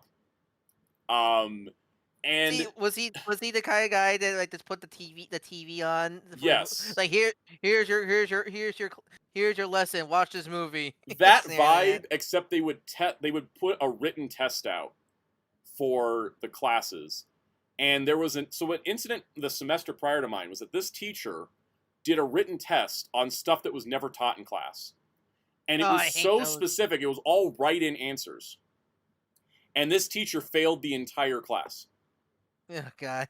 And the problem with that is that the classes they were teaching were supposed to be the hands-on classes. The way that the school had structured this, Blade Runner says this explains every lighting guy seen in movies of a crew and shot. Yeah, that's why we all wear sunglasses on set. Because one guy did not, and everybody's like, "Nope, we're gonna start wearing sunglasses." Anyways, so the whole way the program is structured is the first semester was all theory and classroom stuff with a little bit of production, and the second semester was be just production and doing hands-on stuff and getting like a feel for things. That teacher didn't want to do 12-hour days for class, so they instead taught it like a lecture class and then had a test, and everybody failed the test because the test did not match up to what was being taught. And so an entire class of students disputed the grades they got, like rightfully so, right? They disputed the grades they got, and they were like they were having to retake some classes. So they were talking to us who were coming up, and they were like, "You got to watch out for this teacher. Like they're going to try to fail you off of a test you're not even prepared for. Like you got to be ready." We were getting all the intel, and so eventually, like, the dean of the school like had a conversation with the teacher, like, "You're not teaching the right class. You're doing this wrong. You have to do it this way." So they relented, and the second semester, the first week, we're doing a production. It's a co-production with us. It's like a film crew class, and then another class that's doing like writers, directors, and producers. So it's like a combined thing. Like they're doing the writing, directing, producing. We're doing like the crew stuff, and so it was a whole combo class thing. Very important. It's a lot of students doing their first like big production thing. So that meant that all the equipment that was from the school was in a truck, and that truck had to be driven out to the location we were filming at. And the person that's supposed to be in charge is one of the teachers. And it rotated between, like, I think there was 3 teachers and a technician. Because they had a guy that they hired just to keep track of all the equipment and stuff. So these 4 people would rotate through. So this teacher the teacher was there, and the rule was the technician could drive the truck, but he could not be the one responsible. There had to be one of the 3 teachers on set at all times. So we're filming at somebody's house that we're using the house for a filming location. We're at somebody's house. We are there with all this equipment, 2 classes of students, the technician's there, and this teacher is there. And this teacher is there for about 4 hours. And this is the same teacher? Was this the same teacher? Was it a different teacher or same teacher? No, this is the same teacher that flunked that class, right? Okay, okay, I was making sure. Yeah, this is the problematic teacher. So problematic teacher, after 4 hours, is like, "Well, you guys got this handled. You don't need me to chaperone. I'll see you all tomorrow," and left. Wow. And I knew the technician because I was working lighting, and he was a lighting guy. And I was also trying to like make sure I was like friends with him. So like after I was done with the class, he could help me get work. Didn't work out, but nice guy. Anyways, I was talking to him, and I was like, "So that teacher just left. Does that make you the one responsible for equipment?" And he said, "Legally speaking, I could leave all of this here and blame them for abandoning the equipment with students, and I wouldn't be liable for anything." And I was like, "That's true. That is true." "Are we going to do that?" He's like, "No, I got a good sense of responsibility." I'm like, "Okay, yeah." But he's a good person. But here's what we did. Once we got back to class the next day, we told the other 2 teachers that this third teacher had abandoned us with all the equipment. And that we said, because we're such good people, we didn't mess with anything. We brought everything back and made sure the house wasn't damaged and everything was good. But that teacher left us when they were supposed to stay there the entire time. And so the other 2 teachers then said, "Okay, don't worry about that other teacher. We'll be back soon. And then they came back 2 hours later. They just left us in the classroom, and then we were just like doing stuff, like we were doing prep work and everything, so it was fine. And we were all speculating, like, why are they gone so long? 2 hours later, wasn't it that the teacher was found cracked out? No. That was a different one. That's for a different day. Okay. This another sound story. I also have to tell you about the multiple affairs between these film teachers. Anyways, my God. a different day, because this will go on for hours. So the other two teachers came back after a 2-hour meeting with the dean, and they said, just so everybody knows, that's no longer your teacher. They're gone, and we're going to bring a new teacher in. We were already planning to replace them. We just need an excuse. Thank you all for being responsible and telling us what happened. They got him. Yep. It was literally they could have done that scene from Ted, just like, well, they got him. What do you mean they got him? Well, they got him. And yeah, so then we got a new teacher who was someone they flew out from LA, who was like an LA producer, and oh boy, that's that guy. That guy was like a much better teacher because he understood production and actually wanted to do the job, but that man was psychotic. Another story to tell. Yeah, especially because of the two teachers, this new teacher from LA, I'll tell you the affair story now because it's just too good. I can't leave that like as a cliffhanger. You can. You literally can. Thomas did it. I know. Teacher number 1, new teacher number 3. Teacher number 3 is the one from LA. Teacher number 1's been there. Teacher number 2 was the one that called teacher number 3 from LA. Teacher number 1 didn't know it was the same person from LA. They had beef because teacher number 3 slept with teacher number 1's wife, and then teacher number 1 slept with teacher number 3's wife as a revenge scheme. And so they hated each other. But when they were on set or when they were teaching, they would pretend none of that ever happened. But as soon as they were offset, they would start like yelling at each other in the office. As soon as it was like, and so like if we lagged behind leaving, we could hear them arguing. It was real fun for gossip. Are you sure you're not talking about a Spanish novella you watched, Soundout? No, I'm just look. I live in New Mexico. Okay, we do everything like Mexico does, but new. It was the most insane thing because we heard this rumor. It was like a rumor at first, and then we heard them yelling and arguing about it, and we're like, oh, I guess it was not a rumor. And the technician guy who always knew stuff was like, yeah, I told you guys it wasn't a rumor. This is like a butterfly effect. Like, one thing happens. This level is some of the stuff where like we tell you stuff and then you don't believe us. Like the most infamous of them all, Defenders of the Earth. Exactly. Yeah. But I thought you guys called each other. Yeah. So, but no, that was it was a very fun semester because these two clearly hated each other. But as soon as they were doing anything professional, it just turned off immediately. And that was the first time I experienced on-set psychosis, which I just designated the medical term for it: on-set psychosis. Revenge clock. Yes. So when did he get arrested? Yes. Okay, so now you got to get to the part where the guy gets actually arrested. Okay, so that was teacher number 4. So they brought in. God. Oh my God. No, technically teacher number 4. No, teacher number 4 was teacher number 3 in the love triangle. Teacher number 4. These can all end with JoJo. These can all end with JoJo. This can all end with JoJo. All these series can end with JoJo. Yes. JoJo to be continue memes because they're that dramatic. They are.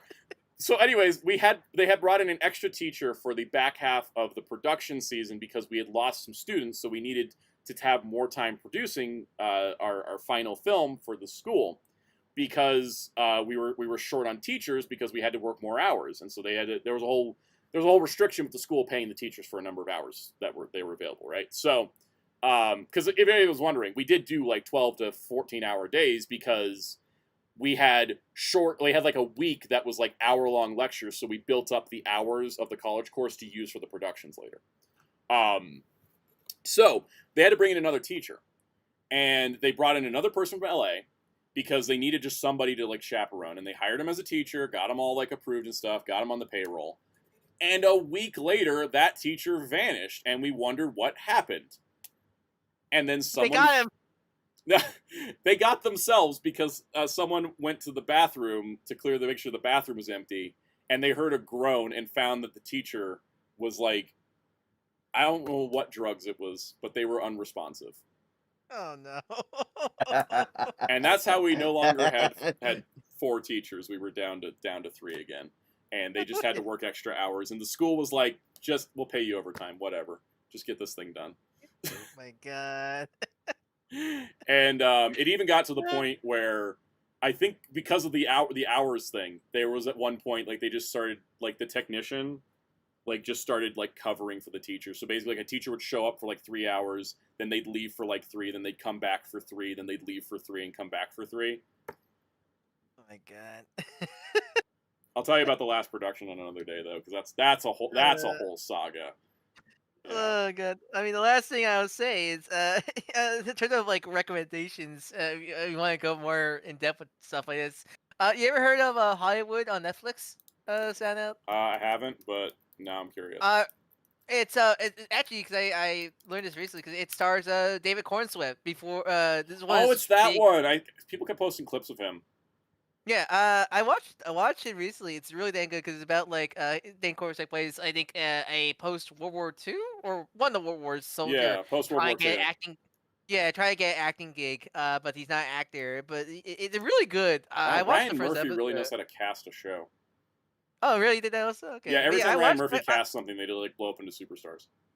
Yeah, I watched the first episode. It was really good. The Dan Cornsweet, like I mean, Yeah. it was way before, way before like he was even close to being Superman. But like I think that's the reason why people kept fan casting him. Yeah, because you could see the Clark Kent in him in that series. Yeah. In that series, really good series. Really good. I really liked the first episode of that. I'm gonna add that to my post Demon Slayer watch list because I gotta get through Demon Slayer. LPH says that school shut down. No, but none of the people that work there anymore. That's a surprise.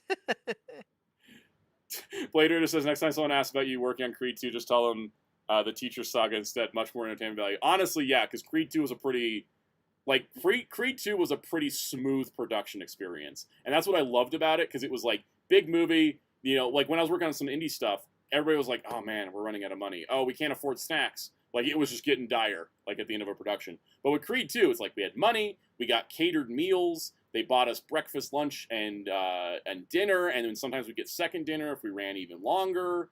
Oh, shit, second dinner? Yeah. What about second breakfast? Second breakfast was just the craft services table, because they had every snack. They had super healthy stuff to, like, super junk food. If you wanted to gorge on chocolate chip cookies all day, you totally could. And they never ran out of anything. Nice. They were the best. They had a whole van, and they had like an outdoor like refrigerator for like cold food. So if you wanted like cheese sticks or fruit, it was amazing. But like the best part about it was that like we never had to run out of money. It was a smooth experience, and so when we worked 16-hour days, we were getting pampered. We didn't even have to drive home because it was far enough away from the production office that they had to host us up in a hotel. So they drove us to and from the hotel, like. It was nice. I mean, it was like back-breaking work because it was 16 hours a day in 105-degree weather with blowing sand and dirt. But like, we were kind of pampered real nice and then paid really well. Like it was the moment I was like, I could do this for a long, long time. And then it's just like I couldn't, get another job like that. Because I know you went on credit, but are you in the behind the scenes? Do you have you ever saw yourself in the behind the scenes? I don't think I am, but I haven't actually looked. I have the Blu-ray and I didn't look, and I don't know why I haven't. Because they were shooting behind the scenes. I did talk to the person doing like EPK for the movie. I need to go get Creed 2 on Blu-ray and to try to play Where's Waldo with you. Because the thing is, it has to be specifically behind the scenes from the desert scene. Because I wasn't involved in the rest of the movie. I was only involved in they were training out in the middle of the desert stuff. So. I can't wait till if that stuff happens, and then we have an even bigger story for people. Like, all right, how'd you guys do it? We're like, well, enough time's passed. We can tell you. Anyways, if you want to hear more Sounds Crazy stories, he's on Cal's stream. Yeah, exactly. Cal's stream. What do you do tomorrow, Cals? I stream some kind of fighting game because Capcom Fighting Collection has so many. That got updated recently. Yes, it got updated with Alpha 3 Max. At least the characters. Mm-hmm. Which is exciting. Stream 4 p.m.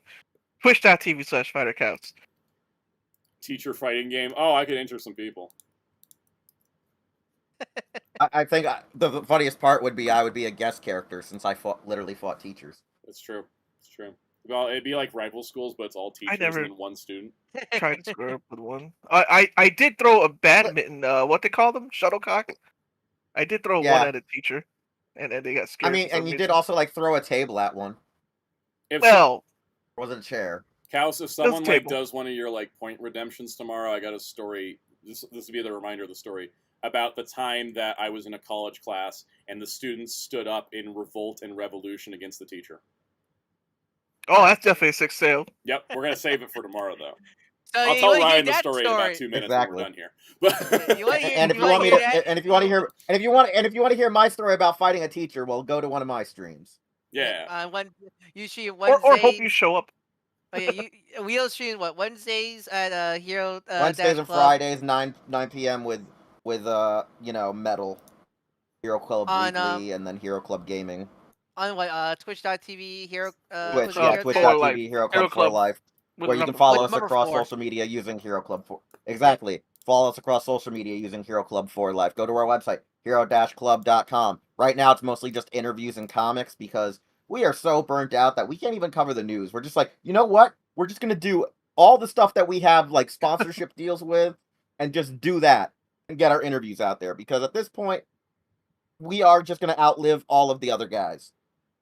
And the interviews will keep us going. I think the interviews are kind of a core thing, too. I mean, also, like, that NDA thing's going to probably keep us going and possibly get us paid. I don't know how this works out. I've still got to figure out how this all works out. Jeremy Carr wins the comment of the day. Scott Pilgrim versus 7 Evil X's or Soundout versus 7 psychotic film teachers? Yes. I think Scott had it easy.